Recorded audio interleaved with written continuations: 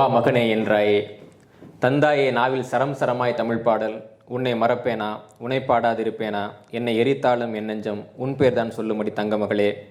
தாயே தமிழே வணக்கம், தாய்ப்பிள்ளை உறவம்மா உனக்கும் எனக்கும், நம் தமிழ் தாய்க்கு முதலில் வணக்கம். ரொம்ப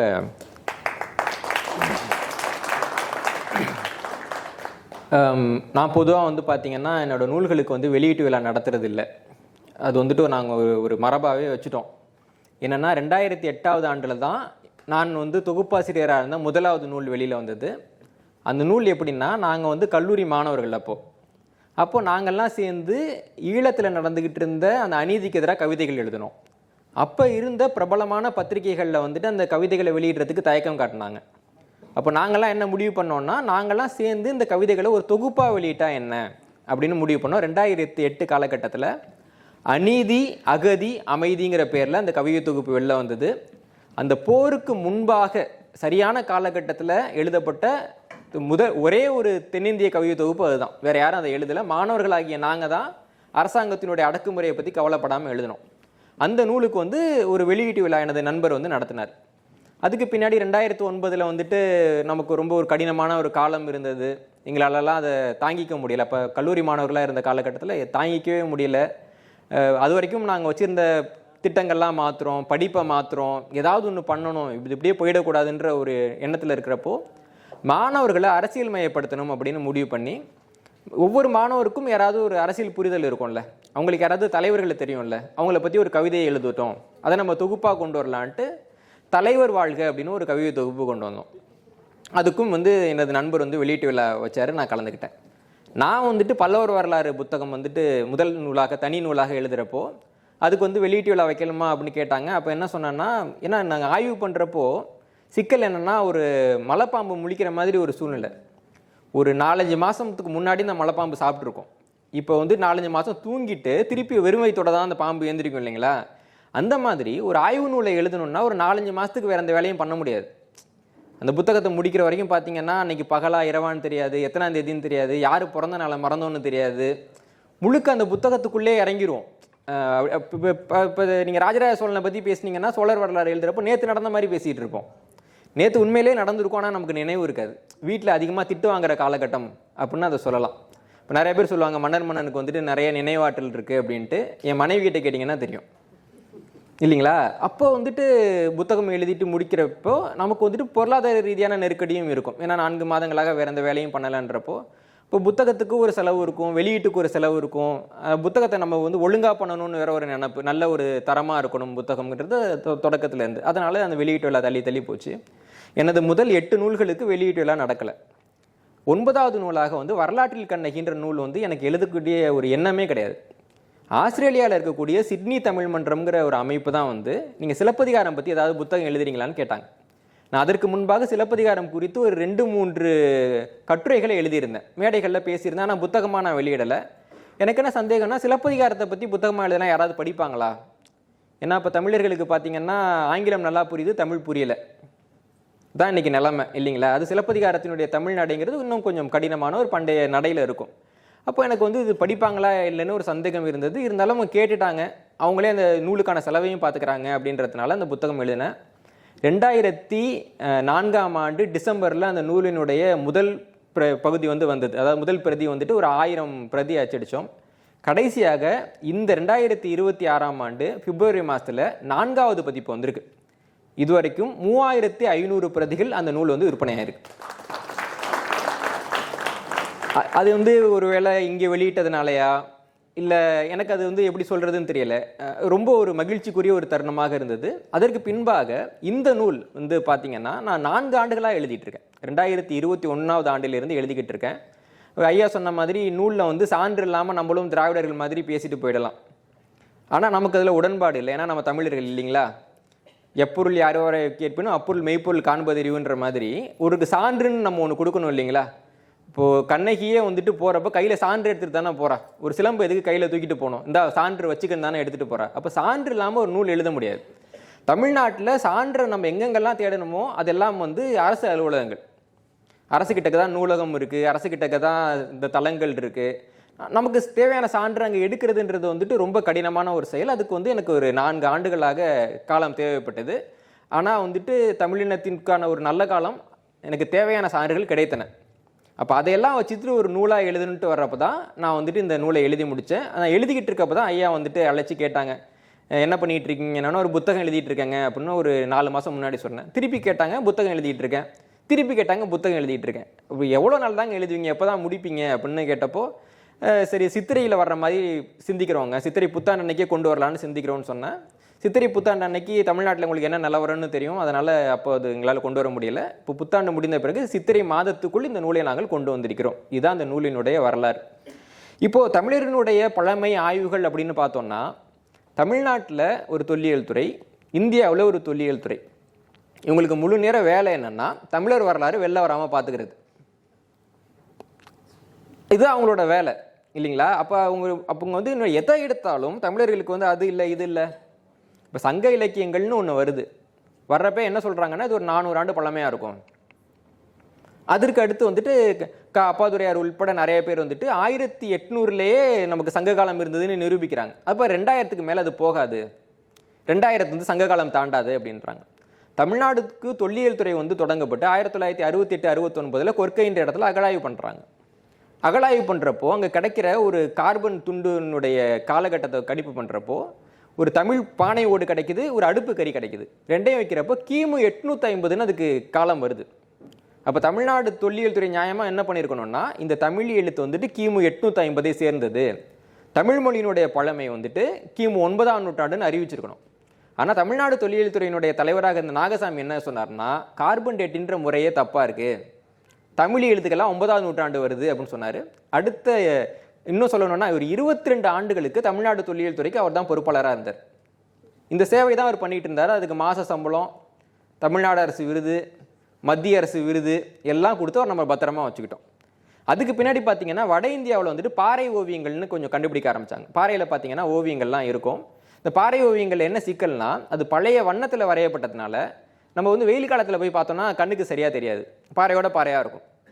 மழை பெய்கிறப்போ அதனுடைய உண்மையான நிறம் வந்து தெரியும். இப்போ தமிழ்நாட்டில் போயிட்டு பாறை ஓவியம் எங்கே இருக்குன்னு கேட்டிங்கன்னா இன்றைக்கு வரைக்கும் உள்ளூர் மக்களுக்கு தெரியாது.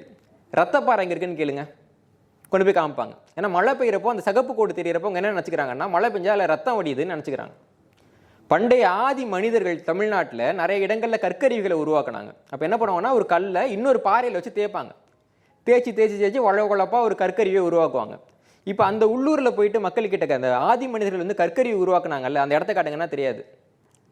கன்னிமார் மஞ்சள் குளிச்ச இடம் காட்டுங்கன்னா அதை வாங்க ஒன்று கூட்டு போவாங்க.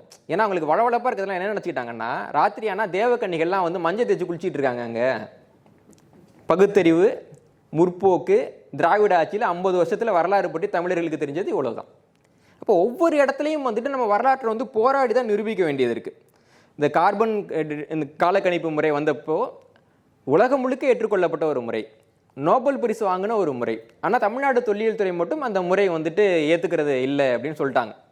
இவர் வந்துட்டு நோபல் பரிசு வாங்கின ஒரு விஞ்ஞானி இல்லையா, அதனால் இவர் சொன்ன உடனே அவங்க ஒத்துக்கிட்டாங்க. ஏன்னா தமிழ்நாட்டுக்கு வந்து ஒரு திராவிட பழக்கம் இருக்குது. இந்த 4ஆம் கிளாஸ் படித்தவன் அப்புறமா இந்த மாதிரி பேசிகிட்டு இருக்கவங்கெல்லாம் சொன்னால் உடனே தலையாட்டி ஒத்துப்பாங்க. அதன்படி வந்துட்டு அந்த கார்பன் டேட்டிங் தப்புன்றதை ஒத்துக்கிட்டாங்க.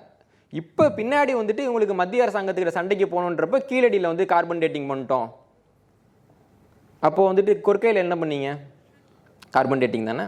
கொற்கையில் பண்ணதை வந்து சொல்லியிருந்தாங்கன்னா 1969ஆம் ஆண்டிலேயே தமிழ் மொழியுடைய பழமைங்கிறது கிமு 8ஆம் நூற்றாண்டுக்கு மேலே போயிருக்கும் சர்வதேச அளவில்.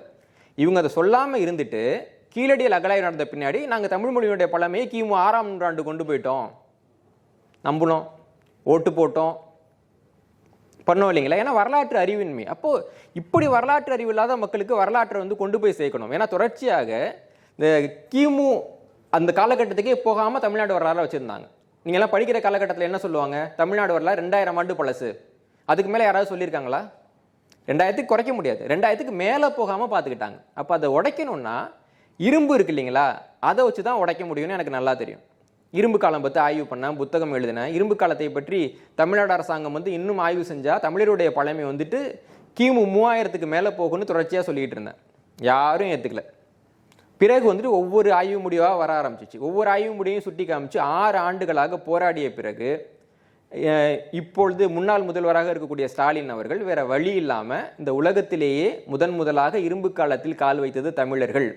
தமிழ்நாட்டில் இரும்பு காலம் கிமு 3400வது ஆண்டில் நிலவுச்சுன்றதை அறிவிச்சார். இன்னைக்கு நம்ம சொல்லலாம், இந்த எந்த நாட்டுக்கு வேணாலும் போய் சொல்லலாம். எந்த நாட்டுக்கும் போயிட்டு தமிழர் நாகரிகம்னா என்னன்னு கேட்டானுங்கன்னா, நீங்க எல்லாம் இன்னைக்கு இரும்பு பயன்படுத்திக்கிட்டு இருக்கீங்கல்ல, உங்களுக்கு இரும்பை கொடுத்த நாகரிகம் எங்கள் தமிழர் நாகரிகம் அப்படின்னு நம்ம பெருமையா சொல்லலாம். இன்றைக்கு இந்த உலகத்துல அதிகமாக பயன்படுத்தப்படக்கூடிய உலோகம்ங்கிறது இரும்பு. இரும்புன்ற ஒரு உலோகம் இல்லாட்டி இன்றைக்கு இருக்கக்கூடிய நவீன கட்டுமானம் கிடையாது, நவீன போக்குவரத்து கிடையாது, இன்னைக்கு நவீன உட்கட்டமைப்பு கிடையாது. இன்னைக்கு உலகத்தை வந்துட்டு மொத்தமா அழிக்கணும்னா இரும்புன்ற ஒரு உலோகத்தை அழிச்சா போதும். அந்த அளவுக்கு ஆற்றல் மிக்க ஒரு இரும்பை இந்த உலகத்துக்கு கொடுத்த இனம் தமிழ் இனம்ங்கிறது வந்து ஒரு பெரிய பெருமை. இந்த பெருமை அளவுக்கு நம்ம வந்துட்டோம். ஆனா இந்த பெருமை போதுமானா பத்தாது. நீங்க நல்லா சிந்திச்சு பாருங்க, தமிழர்கள் வந்துட்டு கிமு 3400ல் இரும்பை பயன்படுத்தியிருக்காங்கன்றது எவ்வளவு பெரிய பெருமைன்னா, உங்களுக்கு நான் ஒரு உதாரணம் சொல்றேன். அலெக்சாண்டர் தி கிரேட் பத்தி எல்லாம் படிச்சிருக்கோம் இல்லைங்களா? அலெக்சாண்டர் தி கிரேட்டுக்கு ஒரு நல்ல இரும்பு கிடைக்கல அவர் காலகட்டத்தில். அப்போ அவர் வந்துட்டு போரஸ்ங்கிற ஒரு அரசருக்கு கூட சண்டையிடுறாரு, பிறகு நண்பர் ஆயிடுறாரு. அப்போ அந்த போரஸ் வந்துட்டு அலெக்சாண்டருக்கு 30 பவுண்ட் இரும்பை வந்து பரிசா கொடுத்தார் அப்படின்னு வரலாறு இருக்கு. அலெக்சாண்டர் கிட்டக்க ஒரு இரும்பு ஆயுதத்தை முழுசா செய்யற அளவுக்கு இரும்பு கிடையாது. அப்புறம் என்ன பண்ணுவார்னா, ஒரு ஈட்டி செய்வார். அந்த ஈட்டி வந்து அடிப்பகுதி முழுக்க மரம், மேலே கூர்மையான ஒரு பகுதி இருக்கும்ல, அது மட்டும்தான் அலெக்சாண்டரோட ஆயுதத்தில் இரும்பு. இப்போ சமீபத்தில் சில மாதங்களுக்கு முன்பாக தமிழ்நாட்டில் உலகத்திலேயே மிகப்பெரிய இரும்பு ஈட்டி கிடைச்சது. அடியிலேருந்து நுனி வரைக்கும் மொத்தமும் இரும்பு. அந்த ஈட்டினுடைய நீளம் 8 அடி. 8 அடி, அரை அடிக்கு மேலே இரும்பை பயன்படுத்த முடியாமல் இருந்த அலெக்சாண்டர் காலகட்டத்தில் 8 அடிக்கு இரும்புல ஒரு ஆயுதத்தை உருவாக்கி இருந்தோம்னா அது எவ்வளோ பெரிய பெருமைன்னு யோசிச்சு பாருங்க. அதெல்லாம் நீங்கள் அது ஒரு இந்த காலகட்டம், நான் சொல்லக்கூடிய இந்த கிமு 2000ங்கிற காலகட்டத்தில் உலக அளவில் இரும்பு என்பது தங்கத்தை போல 6 மடங்கு அதிகம் விலை உள்ள உலோகம். 6 கிலோ தங்கம் கொடுத்து நீங்கள் 1 கிலோ இரும்பு வாங்கணும் உலகம் முழுக்க. ஆனால் தமிழ்நாட்டில் மட்டும் இரும்பு அன்றாட பயன்பாட்டில் இருந்த உலோகம். ஒரு அருவாமனை வேணுமா இரும்புல பண்ணிக்கலாம், ஒரு கத்தி வேணுமா இரும்புல பண்ணிக்கலாம், ஒரு கைப்பிடி வேணுமா இரும்புல பண்ணிக்கலாம். எல்லாத்துக்கும் மேலே மரம் வந்து எல்லா ஊர்லேயும் எளிதாக கிடைக்கிறது தானே. மரம் கிடைக்காத ஊர்னு ஏதாவது இருக்கா? நம்ம ஊரில் உலக்க பார்த்துருக்கீங்களா? உலக்கைக்கு மேலேயும் கீழேயும் இரும்புல பூன் போடுவாங்க. இது எப்படி இருக்குன்னா, 10 ரூபா விளக்க மாற்ற வாங்கி அதுக்கு தங்கத்தில் வந்துட்டு மேலேயும் கீழேயும் கைப்பிடி போடுற மாதிரி அவ்வளவு நம்ம கிட்ட இரும்பு இருந்துச்சு. ஒரு மரத்துக்கு இரும்புல பூன் போட்ட ஒரே இனம் 2000 ஆண்டுக்கு முன்னாடி தமிழ் இனம். ஆனால் அந்த பெருமை வந்து நமக்கு தெரியுதா, அந்த மக்களுக்கு புரியுதா அப்படின்னா கிடையாது. இந்த பெருமைகளினுடைய உச்சமாக நம்ம பார்க்க வேண்டியது என்னன்னா, இன்றைக்கு என்ன நம்ம இரும்பை கொடுத்தோம் அப்படின்றதுல வந்துட்டு ஒரு தற்செயலாக கண்டுபிடிச்சிருக்கலாம். அது ஒன்று சொல்லுவாங்க, நம்ம கண்டுபிடிச்சா மட்டும் நம்ம போகிறப்போ நம்ம கிட்டக்க தற்செயலாக வந்துச்சு. நியூட்டன் எப்படி ஆப்பிளை கண்டுபிடிச்சாருன்னா அவர் தலைமையில் ஆப்பிள் விழுந்துச்சும்பாங்க. அப்போ ஆப்பிள் நியூட்டனை கண்டுபிடிச்சுன்னு தானே சொல்லணும், அப்படி தானேங்க சொல்லணும். இப்போ வந்து பென்சிலினை யார் கண்டுபிடிச்சா?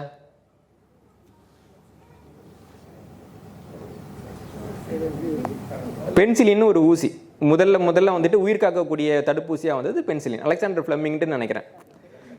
அவர் ஒன்றும் கண்டுபிடிக்கல, அவருடைய ஆய்வகத்தில் அவர் கொஞ்சம் மிச்சம் வச்சுட்டார் ஏதோ ஒரு பொருளை. அது பூஞ்சை பிடிச்சிட்டு அது என்னதான் இருக்குன்னு வந்துட்டு நுண்ணோக்கியில் வச்சு பார்க்குறப்போ அது கிட்டக்க கிருமி வராமல் இருந்துச்சு. அப்போ அலெக்சாண்டர் ஃப்ளெமிங் வந்துட்டு பென்சிலினில் கண்டுபிடிச்சான்னு பாடப்புத்தகத்தில் எழுதுறீங்கல்ல, மாற்றி பென்சிலின் வந்து அலெக்சாண்டர் ஃப்ளெமிங்கை கண்டுபிடிச்சதுன்னு எழுதுவீங்களா?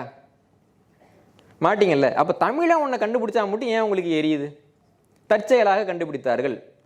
இரும்பை தற்செயலாக கண்டுபிடிக்க முடியாதுங்க. ஏன்னா நான் உங்களுக்கு சொல்கிறேன் பாருங்க, இரும்புன்னு இன்னைக்கு சொல்கிறோம் இல்லைங்களா, இரும்புல கார்பன் இல்லாத இரும்புன்னு ஒன்று கிடையாது. இப்போ தோசை மாவுன்றீங்கல்ல, தோசை மாவு வந்து அரிசி மாவா இல்லை உளுந்து மாவா? ரெண்டும் கலந்தது தானே. இப்போ வந்து வெறும் அரிசியில தோசை ஊற்றுறீங்க, எப்படி இருக்கும்? உளுந்தில் ஊற்றுனா ரெண்டையும் ஊற்றணும். ரெண்டையும் ஊற்றுறதுக்கு வந்துட்டு ஒரு முறை இருக்குது. எத்தனை பேர் வந்துட்டு உளுந்தையும் அரிசி ஒன்றா போட்டு அரைக்கிறீங்க சொல்லுங்க? ஏன்னா உளுந்தையும் அரிசியும் ஒன்றா போட்டு அரைச்சா தோசை நல்லா வராது. அரிசியை தனியாக அரைக்கணும், உளுந்தை தனியாக அரைக்கணும், கரைக்கணும். ஒரு 1.5 அணா தோசைக்கே இவ்வளோ தொழில்நுட்பம் இருக்கு. இரும்பையும் கார்பனையும் ஒன்றா கலக்கிறதுன்றது ஒரு சாதாரண வேலை கிடையாது. இரும்புக்கு ஒரு உருகுநிலை இருக்குது, கொதிச்சுக்கிட்டு இருக்கோம்.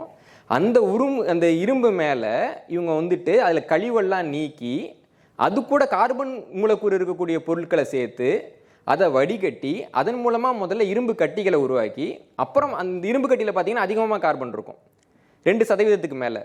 இந்த இரும்பு கட்டியை திருப்பி உலையில் வச்சு அடித்து அதில் இருக்க கார்பனோட அளவு வந்து 1.6லேருந்து 1.8க்குள்ளே கொண்டு வந்து நிறுத்தி அந்த இரும்பை வெளில எடுத்து அப்புறமா அதை வந்துட்டு கொஞ்சிங்னு சொல்லுவாங்க, அந்த எண்ணெய் அந்த மாதிரியான பொருட்களை விட்டு வெளியில் எடுத்து ஒரு இரும்பை உருவாக்குறதுன்றது இன்னைக்கு வரைக்கும். நான் உங்களுக்கு ஒரு கதை சொல்கிறேன். 17வது நூற்றாண்டில் ஐரோப்பாவை சேர்ந்த ஒரு அறிஞர் எழுதுறாரு, நான் எங்களுக்கு வந்துட்டு இந்தியாவினுடைய இரும்பு கட்டியை வந்து நாங்கள் எகிப்தில் வாங்கிட்டு வந்துட்டோம், இப்போ என் கையில் இருக்குது, நான் இப்போ ஃப்ரான்ஸில் இருக்கிறேன். இதில் என்ன சிக்கல்னா ஐரோப்பா முழுக்க நான் போய் தேடினாலும் இந்திய இரும்பு கட்டியிலிருந்து இந்திய வாழை செய்யக்கூடிய ஒரு கொல்லனை கூட என்னால் காண முடியாதுன்னு 17வது நூற்றாண்டில் ஒரு ஆங்கிலேயர் எழுதுறாரு. எல்லாம் தற்செயலாக பண்ணலான்னா ஆங்கிலேயரால் பண்ண முடியல தற்செயலா இல்லைங்களா? அப்போ அது ஒரு வன்மம். நம்ம எது பண்ணாலும் தற்செயலாக நடந்தது, அவங்களுக்கு நல்லது நடந்துட்டு. இப்போ ஒரு நபர்கிட்ட கேட்டாங்க, நீங்கள் அதிர்ஷ்டங்கிறத நம்புறீங்களா அப்படின்ட்டு. கண்டிப்பாக நம்புகிறேங்க, ஏன்னா எனக்கு வேண்டாதவன் ஜெயிச்சா அதை வேற எப்படி சொல்கிறது அப்படின்னு கேட்டாங்க. வேண்டாதவனுக்கு நல்லது நடந்தால் அதுக்கு நம்ம வைக்கக்கூடிய பேர் அதிர்ஷ்டம், அவ்வளோதான் அதுக்கான வரையறை இல்லைங்களா? நமக்கு நடந்துச்சுன்னா நம்ம அதிர்ஷ்டம்னு சொல்லுவோமா? சொல்லுங்கள். நீங்கள் ரொம்ப அதிர்ஷ்டசாலிங்கன்னு சொன்னால் எவ்வளோ கோவம் வருது நமக்கு, ஏன்டா நான் எவ்வளோ கஷ்டப்பட்டுருக்கேன் வருது இல்லைங்களா? அப்போது இவங்க தமிழர்களை அப்படி தான் கட்டமைக்கிறாங்க. இதெல்லாம் தாண்டி நாம் வந்துட்டு ஒரு அதிர்ஷ்டத்தில் நமக்கு நடக்கலை, உண்மையாகவே சில விஷயங்களை நம்ம உருவாக்கியிருக்கோன்னு கண்டுபிடிக்க இந்த உலகத்துக்கு சொல்ல வேண்டிய தேவை நமக்கு இருக்குது. அப்போ அந்த பட்டியலில் மிக முக்கியமானதாக வரக்கூடியது என்னென்னா, தமிழர்கள் இந்த உலகுக்கு கொடுத்த கொடைகளில் ஒன்று எண்கள், 2வது நாட்காட்டி. இப்போ எல்லாருக்கும் ஒரு சந்தேகம் வருது, என்னப்பா எல்லா மொழியிலையும் இன்றைக்கி எண்கள் இருக்குல்ல, இங்கே 1 2 3ன்னு சொல்கிறாங்க, 1 2 3 ஏக்தோக்தின்றாங்க, எல்லாருக்கும் எண்கள் இருக்குல்ல, அப்போது தமிழர்கள் தான் எண்களை கொடுத்தாங்கன்னு எப்படி சொல்கிறது அப்படின்னு ஒரு கேள்வி வருது இல்லைங்களா? எண்ணுன்றது வந்துட்டு அது வந்துட்டு ஒரு ஐடியாலஜி. இப்போ இருக்கிற எண்கள் இருக்குல்ல, அது வந்துட்டு ஒரு கண்டுபிடிப்பு கிடையாது, ஒரு ஐடியாலஜி. நான் ஒரு விஷயம் கேட்குறேன், கணிதத்தில் every number is a thing, right? கணிதத்தை பொறுத்த வரைக்கும் ஒரு நம்பருங்கிறது திங்கா இல்லையா? 1 is a thing, 2 is a thing, 3 is a thing, 0ன்றது திங், பட் 0 இஸ் நத்திங். நான் சொல்லலைங்க, யங் ஷெல்டன் ஒரு சீரீஸ் இருக்குது ஆங்கிலத்தில் பாருங்கள், அதிலே சொல்கிறாங்க 0ன்றது நத்திங், ஆனால் அந்த நத்திங் எடுத்துட்டால் மேக்ஸ் இஸ் நத்திங். உங்களுக்கு சிக்கல் புரியுதா? இந்த கோட்பாட்டுக்கு இன்மை அப்படின்னு பேர். இன்மை. நம்ம வீட்டில் வந்துட்டு ஒரு இடம் இருக்குது, அந்த இடத்துல ஒரு பொருளை வைக்கிறோம், அந்த பொருள் இல்லை, பொருள் இல்லாத இடம் வந்துட்டு இடம், ஆனால் நம்ம இடம்னு சொல்ல மாட்டோம், அந்த பொருள் இல்லாத இடம் அப்படின்னு சொல்லுவோம். ஒரு வீட்டில் ஒரு அம்மா இருக்கிறாங்க, அவங்க இல்லைன்றப்ப நம்ம என்ன சொல்கிறோம்? வீடு இருக்குன்னு சொல்லணும்ல, அம்மா எங்கே இல்லைன்னு சொல்லணும்ல, இல்லை அம்மா இல்லாத வீடு அப்படிம்போம். அம்மா தான் இல்லையே, அப்புறம் எப்படி அம்மான்னு நம்ம குறிப்பிடுறோம்? வீடு மட்டும்தானே இருக்குது, வீடுன்னு தானே குறிப்பிடணும். இதற்கு இந்த தத்துவத்துக்கு பேர் இன்மை அப்படின்னு பேர். கொஞ்சம் புரிஞ்சிக்க கடினமாக இருக்கும். இன்னும் நான் சொல்கிறேன், ஒரு இடத்துல நீங்கள் நொங்கு வாங்குறீங்க, நொங்கு வாங்குறப்போ இப்போ தான் வந்துட்டு நொங்கை வந்து நல்லா உரிச்சு கையில் கொடுத்துட்றாங்க, அதுக்கு மேலே துவப்பாக இருக்கிற தோலையும் தூக்கி போட்டு சாப்பிட்றோம், சக்கரை வியாதி வருது இல்லைங்களா? நான் சின்ன பையனாக இருக்கிறப்பலாம் நாங்கள் வந்து மேலே மட்டும்தான் சீவி கொடுத்தாங்கன்னா நாங்கள் என்ன பண்ணோன்னா உட்காந்து நோண்டி சாப்பிட்டுட்டு நடுவில் ஒரு குச்சியை வச்சு ட்ரன்னு ஓட்டிகிட்டே போயிட்டுருப்போம். நொங்கு வண்டி அப்படின்னு அதுக்கு பேர். அது அப்போ அந்த வண்டி ஓட்டுறது ரொம்ப கஷ்டம், அதனால தான் நொங்கு தெளிதுன்னு சொல்லுவாங்கல்ல, நொங்கு தெளிட்டுப்பா அப்படின்ட்டு. அந்த வண்டி கொஞ்சம் நேரத்துக்கு மேலே ஓட்ட முடியாது, வந்து இப்படி போவோம் அந்த வண்டி ஓட்டுவோம். இப்போ அந்த நொங்கு வந்து இருக்கிறப்போ முழு நொங்கு, இந்த நொங்கை சாப்பிட்டுட்டு அந்த கூடை மட்டும் நீங்கள் வச்சுருக்கீங்கல்ல, அது என்ன? தமிழ் இலக்கியம் வந்து என்ன சொல்லுதுன்னா நொங்கு சூன்றிட்டு அப்படின்னு சொல்லுது. நொங்கு இருந்துச்சு, இல்லாமல் போயிட்டு, இதற்கு பெயர் சூன்றுதல் அப்படின்னு பெயர். இந்த சூன்றுதல் என்ற சொல்லில் இருந்து தான் சுழியம் என்ற சொல்லு வருது. இந்த சுழியம்ங்கிற சொல்லியிருந்தா சைஃபர்ன்ற சொல்லு வருது.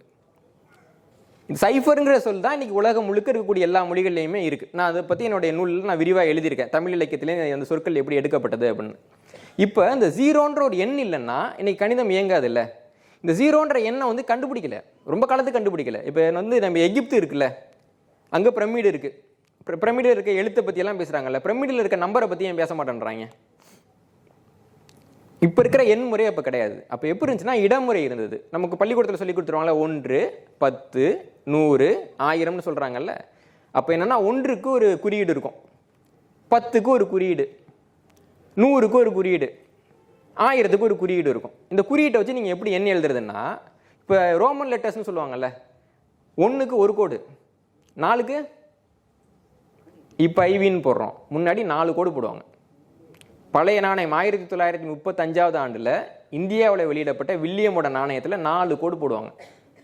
1 கோடு, 2 கோடு, 3 கோடு, 4 கோடு இருக்குல்ல. 9க்கு 9 கோடு போட்டால் எப்படிங்க யோசிச்சு பாருங்க. இப்போ இப்படி வச்சுக்கலாம். இப்போ ஒரு அடுத்தது ஒரு எண் வருது 44. 4க்கு ஒரு குறியீடு இருக்குல்ல, அதை 4 தடவை போடணும்.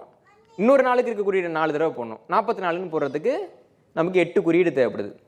இந்த முறையில் 999ன்னு எழுதணும்னா 27 குறியீடு தேவைப்படும். புரியுதா உங்களுக்கு? இப்போ 999 கூட்டல் 997ன்னு போடணும்னா வரிசையாக எழுதுவாங்க அப்படியே அந்த கணக்கை. ஏன்னா 1 2 3 4ன்னு வரிசை வச்சுக்கிட்டு அதுக்கு பின்னாடி 1 10 100ன்ற வரிசையை உள்ள வச்சுக்கலான்ற முறை இல்லை. ஏன்னா பூஜ்ஜியம் இல்லை. 1 போட்டு பக்கத்தில் பூஜ்ஜியம் போட்டிங்கன்னா 10 ஆகிடுது இல்லை. பூஜ்ஜியம் இல்லாட்டி நீங்கள் எப்படி 1 10 மாற்றுவீங்க? தெரியல உங்களுக்கு. அப்போ இந்த முறையை மாற்றி சுழியம்ங்கிற ஒரு எண்ணை கொண்டு வந்து முதல்ல உலகத்தை சுழியத்தை பயன்படுத்தியது தமிழர்கள். அதற்கு நாம் வைத்த பெயர் பால். தொல்காப்பியத்தில் பால்ங்கிற வார்த்தையை பயன்படுத்துகிறோம். பரிபாடலில் பாட்டே இருக்கு. காலென, பாகென, பாழென, ஒன்றென, ரெண்டென, மூன்றென, நான்கென, ஐந்தென, ஆறென, ஏழென, எட்டென, அதுக்கப்புறம் தொண்டென அப்படின்னு இருக்கு. 9ன்னு சொல்றோம் இல்லைங்களா? 9ன்னு ஒரு எண் கிடையாதுங்க. அப்போ அது என்னன்னா, இப்போ நான் உங்களுக்கு இன்மைன்னு ஒரு கோட்பாடு சொன்னேன்ல. இன்மைன்னா ஒரு பொருள் வந்துட்டு இல்லை, ஒரு பொருள் இல்லைங்கிறதும் பொருள் தான். அதே மாதிரி ஒரு பொருள் ஏறத்தாழ முழுமை அடைஞ்சிருச்சுனாலும் அது முழுமை அடைஞ்சிட்டு தான். இப்போ வீட்டில் ஒரு வேலை பார்த்துக்கிட்டு இருப்பாங்க, முடிச்சிருக்க மாட்டாங்க. வேலை என்னாச்சுன்னா அதை முடிச்சிட்டங்க. ஒருத்தவங்க அங்கே நின்றுக்கிட்டு இருக்காங்க, வரலையா அப்படின்னா என்ன சொல்லுவாங்க? வந்துக்கிட்டு இருக்கேன்னு யாராவது சொல்லுவாங்களா? என்ன சொல்லுவாங்க? வந்துட்டேன். அதான் வரலையே, வந்துடுற தூரத்தில் இருக்கேன், அதான் நான் வந்துட்டேன்றதுக்கு அர்த்தம். வீட்டில் வந்துட்டு ஒரு ஒரு ஒரு இதே இருக்குது, ஒரு டம்ளர் இருக்குது, பால் வைக்கிறீங்க, முழுக்க பால் கொடுங்க அப்படின்னா யாராவது கொடுப்போமா? ஆட்டுனா ஊற்றிடும். அப்போ என்ன பண்ணால் கொஞ்சம் அளவு குறைச்சி கொடுப்போம். எப்படி இருக்குன்னா நல்லா நிரம்பி இருக்குங்க, அது கொஞ்சம் குறையுது இல்லைங்களா? சொல்கிறப்ப என்ன சொன்னால் சற்றேற குறைய சொல்கிறோமா? அப்போது தமிழர்களுக்கு ஒரு விஷயம் முழுமைக்கு கிட்டக்க வந்துட்டுனாலே அதுக்கு ஒரு மரியாதை. ஒரு பையன் 95 மார்க் வாங்கிட்டு வரான், வீட்டுக்கு போட்டு அடிப்பீங்களா நீங்கள்? பரவாயில்ல, என் பையன் நல்லா படிச்சிட்டான், நல்லா முழு மார்க் எடுத்துட்டான்னு சொல்லுவோம் இல்லைங்களா? அப்போ அந்த மாதிரி 9க்கும் 10க்கும் என்னங்க வேறுபாடு? ஒரே ஒரு எண்ணு. அதை போய் 10ன்னு முழுசா சொல்கிறோம். இதை 9ன்னு சொன்னால் எவ்வளோ மோசமாக இருக்கும் தமிழரோட மனசு. நல்லா யோசிச்சு பாருங்க. இந்த பெண்களோட பருவத்தை சொல்கிறப்போ 40 வயசுக்கு கிட்டக்க இருக்கிற பெண்களை தமிழில் என்ன சொல்லுவாங்கன்னா பேரிளம் பெண் அப்படின்னு சொல்லுவாங்க. இளம் பெண், பேரிளம் பெண், இளமை அதிகமாயிட்ட பெண் அப்படின்னு சொல்லுவாங்க. இப்போ நம்ம ஆண்டின்னு சொல்லிட்டு இருக்கோம். இப்போ ஒருத்தவங்க கேஸ் வேற போட்டிருந்தாங்க அமெரிக்காவில்னு நினைக்கிறேன். அப்படி கூப்பிட்டது வந்து புண்படுத்திட்டுன்னு சொல்லி கேஸ் போட்டிருந்தாங்க. தமிழ்நாட்டில் போட்டிங்கன்னா எல்லாருமேலேயும் அந்த கேஸை போடலாம். நம்ம மரபை இப்படி பண்ண சொல்லலை. அப்போ என்னன்னா இவங்க இந்த குறையிறத என்ன சொல்கிறாங்கன்னா, தமிழில் குறையிறதுக்கு ஓட்ட விழுறதுக்கு தொண்டுன்னு பேர். கன்னியாகுமரி பக்கம் ஆட்கள் யாராவது இருக்கீங்களா? தொண்டு வழின்னு கேள்விப்பட்டிருக்கீங்களா? திருநெல்வேலி கன்னியாகுமரி பக்கம் ஒரு முழு செவுறு இருக்கும், பாதையே இருக்காது. ஒரு ஆள் போகிற அளவுக்கு சின்னதாக ஒரு பாதை இருக்கும். அந்த பாதைக்கு பேர் தொண்டு வழி. பாதெல்லாம் இல்லை, வண்டி பாதெல்லாம் இல்லைங்க, தொண்டு வழி இருக்குங்க, போங்க அப்படிம்பாங்க. தொண்டு வழி. அப்போ என்னன்னா இந்த தொண்டுன்றது அதில் இருக்கிற கொஞ்சோண்டு குறைஞ்சிருக்குது, அதுதான் தொண்டு. இந்த தொண்டும் 10ம் 10ல் கொஞ்சம் குறைஞ்சிட்டு அதான் 9.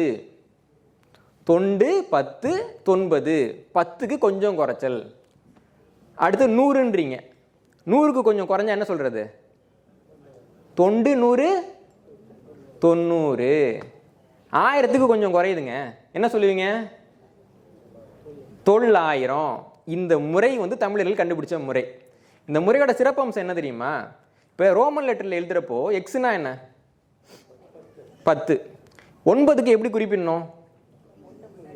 1 முன்னாடி போடணும். என்னன்னா 10 தான் 1 குறைவான 10. இதே முறையை பயன்படுத்தி தான் நவீன ரோமன் லெட்டரில் 4க்கு ஒரு எண்ணை உருவாக்குறாங்க. பழைய ரோமன் லெட்டரில் 4 கோடு வி. இவங்க என்ன பண்ணுறாங்கன்னா 5க்கு 1 குறையுது இல்லை, 10க்கு 1 குறையுது அப்படி எழுத முடியும்னா 5க்கு 1 குறையிறத நம்ம ஏன் ஐவின்னு எழுதக்கூடாதுன்ட்டு மாத்துறாங்க. இப்போ இந்த ரோமன் லெட்டர் சொல்கிறோம் இல்லைங்களா, அந்த லெட்டருக்கான இலக்கணம் எந்த மொழியில் இருக்கு? நீ பயன்படுத்துகிற சரிங்களா, நீ பயன்படுத்துவதற்கான இலக்கணம் என்னுடைய மொழியில் இருக்கு. 9ன்ற சொல் இல்லாட்டி 9ன்ற எண் உனக்கு கிடையாது, 4ன்ற எண் உனக்கு கிடையாது. அப்போ இந்த உலகத்திற்கு இன்று நாம் பயன்படுத்தக்கூடிய எண்முறையை கொடுத்தவர்கள் தமிழர்கள்.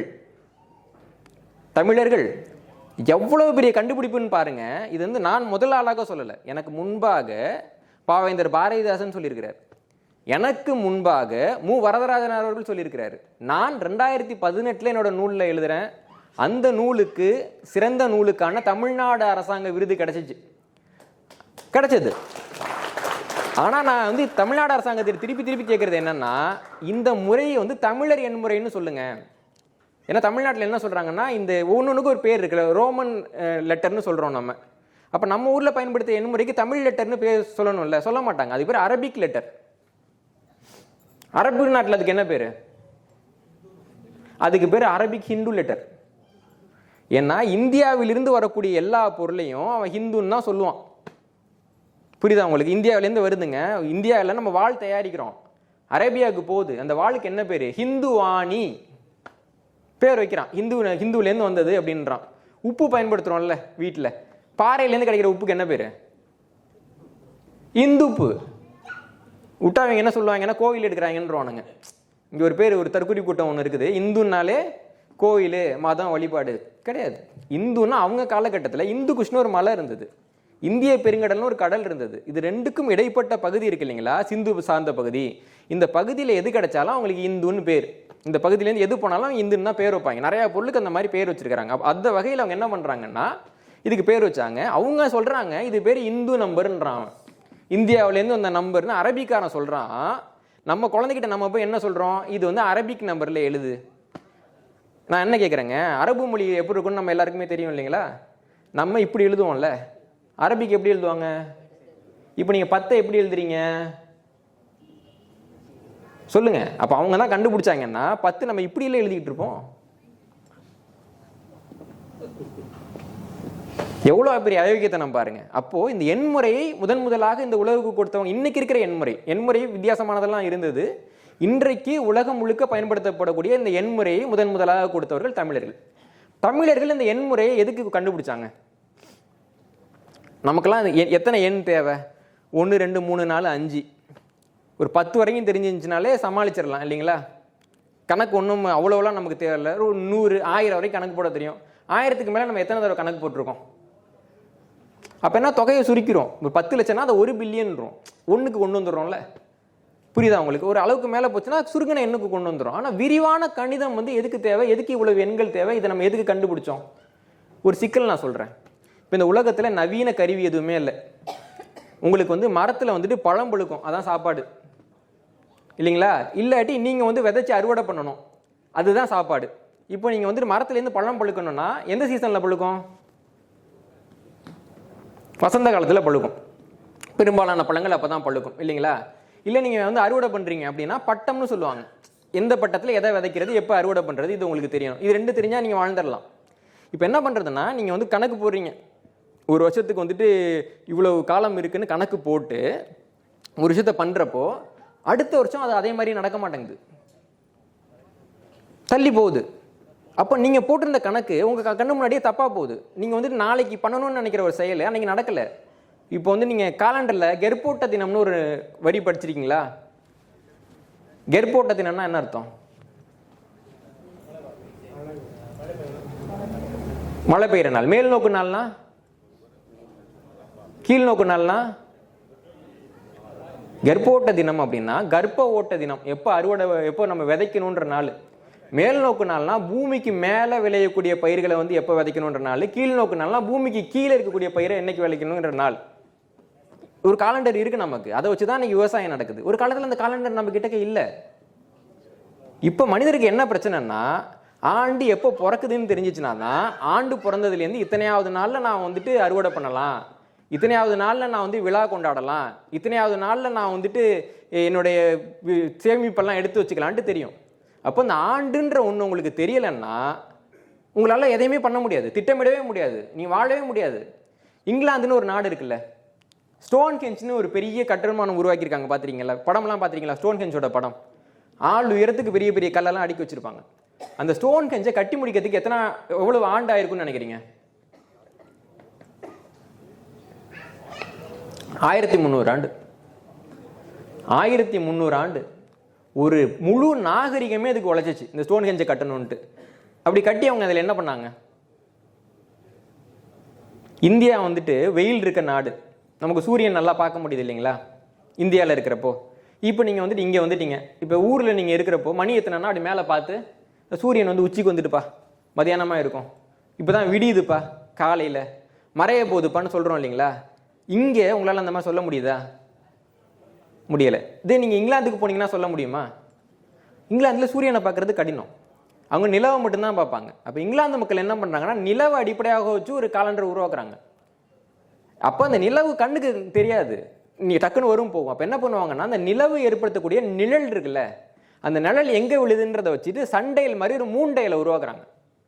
இதில் என்ன சிக்கல்னா நிலவோட வெளிச்சம் வந்துட்டு அவ்வளவு அதிகமாக இருக்காது, சூரிய ஒளி மாதிரி, அது ரொம்ப ஆழமான ஒரு பதிப்பை ஏற்படுத்தாது. அப்போ என்ன பண்ணணும்னா அந்த சின்ன நகர்வு தெரிகிற அளவுக்கு உங்க பெருசாக ஒரு சண்டையில் உருவாக்கணும். உருவாக்கி அந்த நிலாவுக்கு என்ன சுழற்சிகள்லாம் இருக்குன்னு கணக்கு போட்டு அவங்க உருவாக்கின ஒரு நாட்காட்டி தான் இன்னைக்கு வரைக்கும் இங்கிலாந்தில் இருக்கக்கூடிய ஸ்டோன் ஹெஞ்ச் அப்படிங்கிற ஒரு நாட்காட்டி. இப்போ தமிழ்நாட்டில் இருக்க நமக்கும் இதே வாழ்க்கை முறை தானே. இப்போ இங்கிலாந்தில் இருக்க பூர்வீக மக்களுக்கு வந்துட்டு ஒரு நாட்காட்டி தேவைப்படுதுன்னா நமக்கும் தேவைப்படும் இல்லைங்களா. அப்போ இந்த நாட்காட்டியை நம்ம உருவாக்கணும்.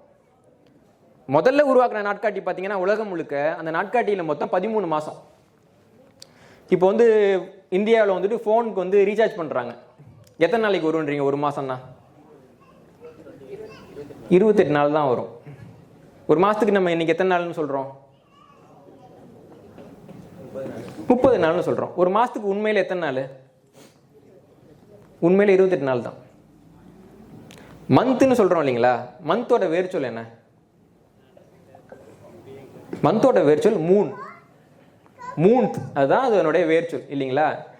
அது மாதிரி நம்ம தேதின்னு சொல்கிறோம் இல்லைங்களா, தேதினா என்ன?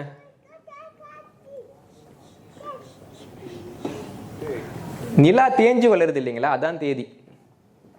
இப்போ நம்ம தேதியை எண்ணில் சொல்கிறோம்ல, வீட்டில் இருக்கவங்ககிட்ட கேட்டால் இன்றைக்கி என்ன சொல்லுவாங்க? இன்றைக்கி வளர்பிறை வந்துட்டு சதுர்த்திப்பா, வளர்பிறை நவமிம்பாங்களா, அதுதான் உண்மையிலே தேதி.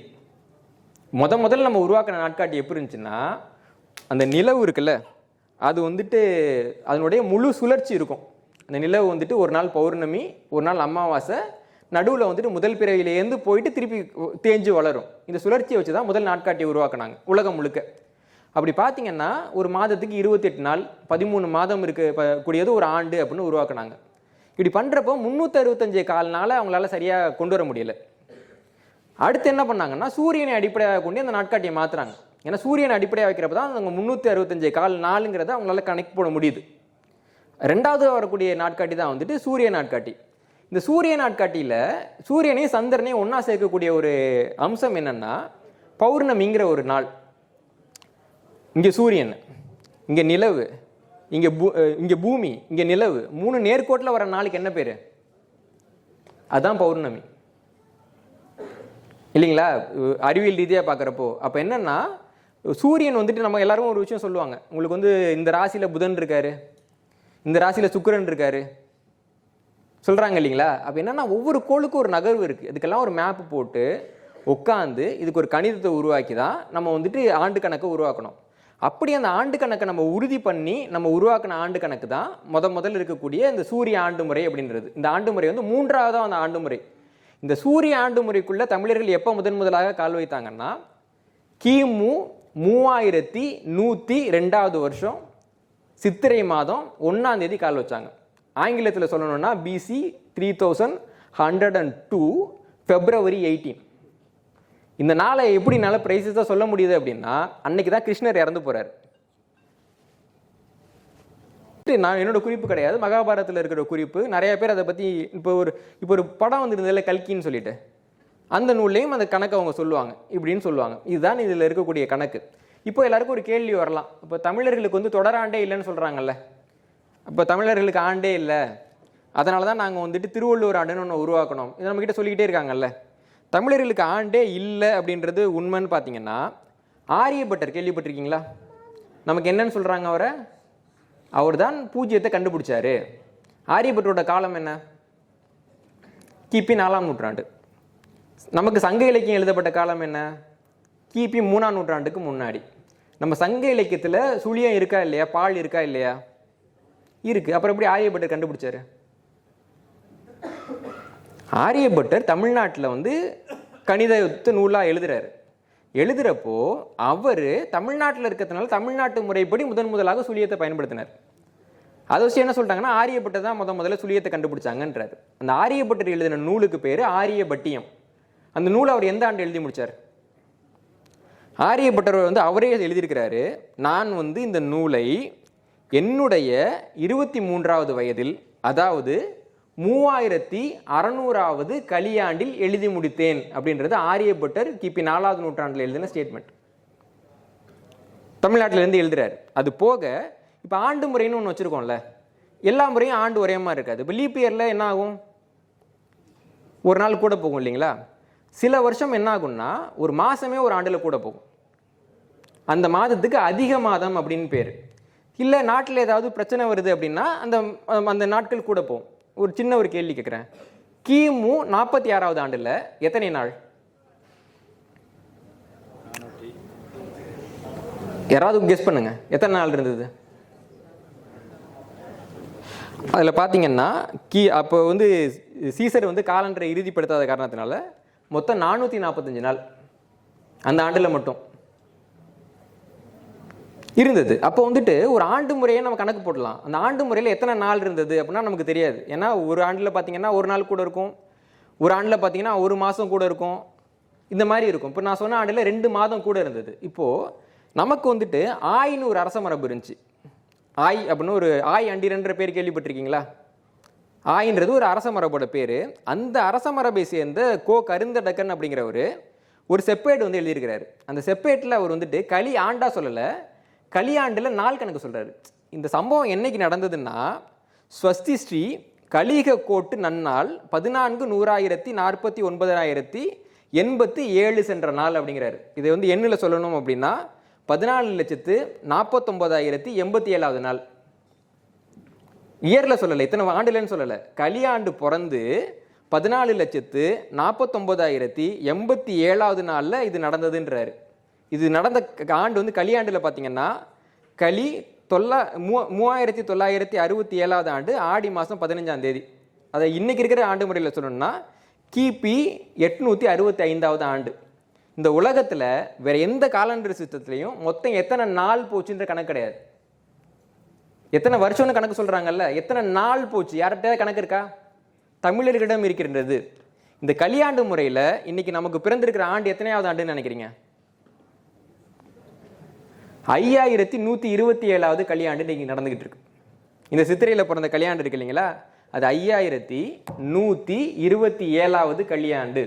ஆனால் இன்னைக்கு நம்ம என்ன சொல்றோம்னா இந்த முறை எனக்கு வேணாம், 5000 ஆண்டு பழமையான இந்த முறை எனக்கு வேணாம், நாங்கள் தையில புத்தாண்டு கொண்டாடுறோம். எதை வச்சு சொல்லிக்கிட்டு இருக்கோம்?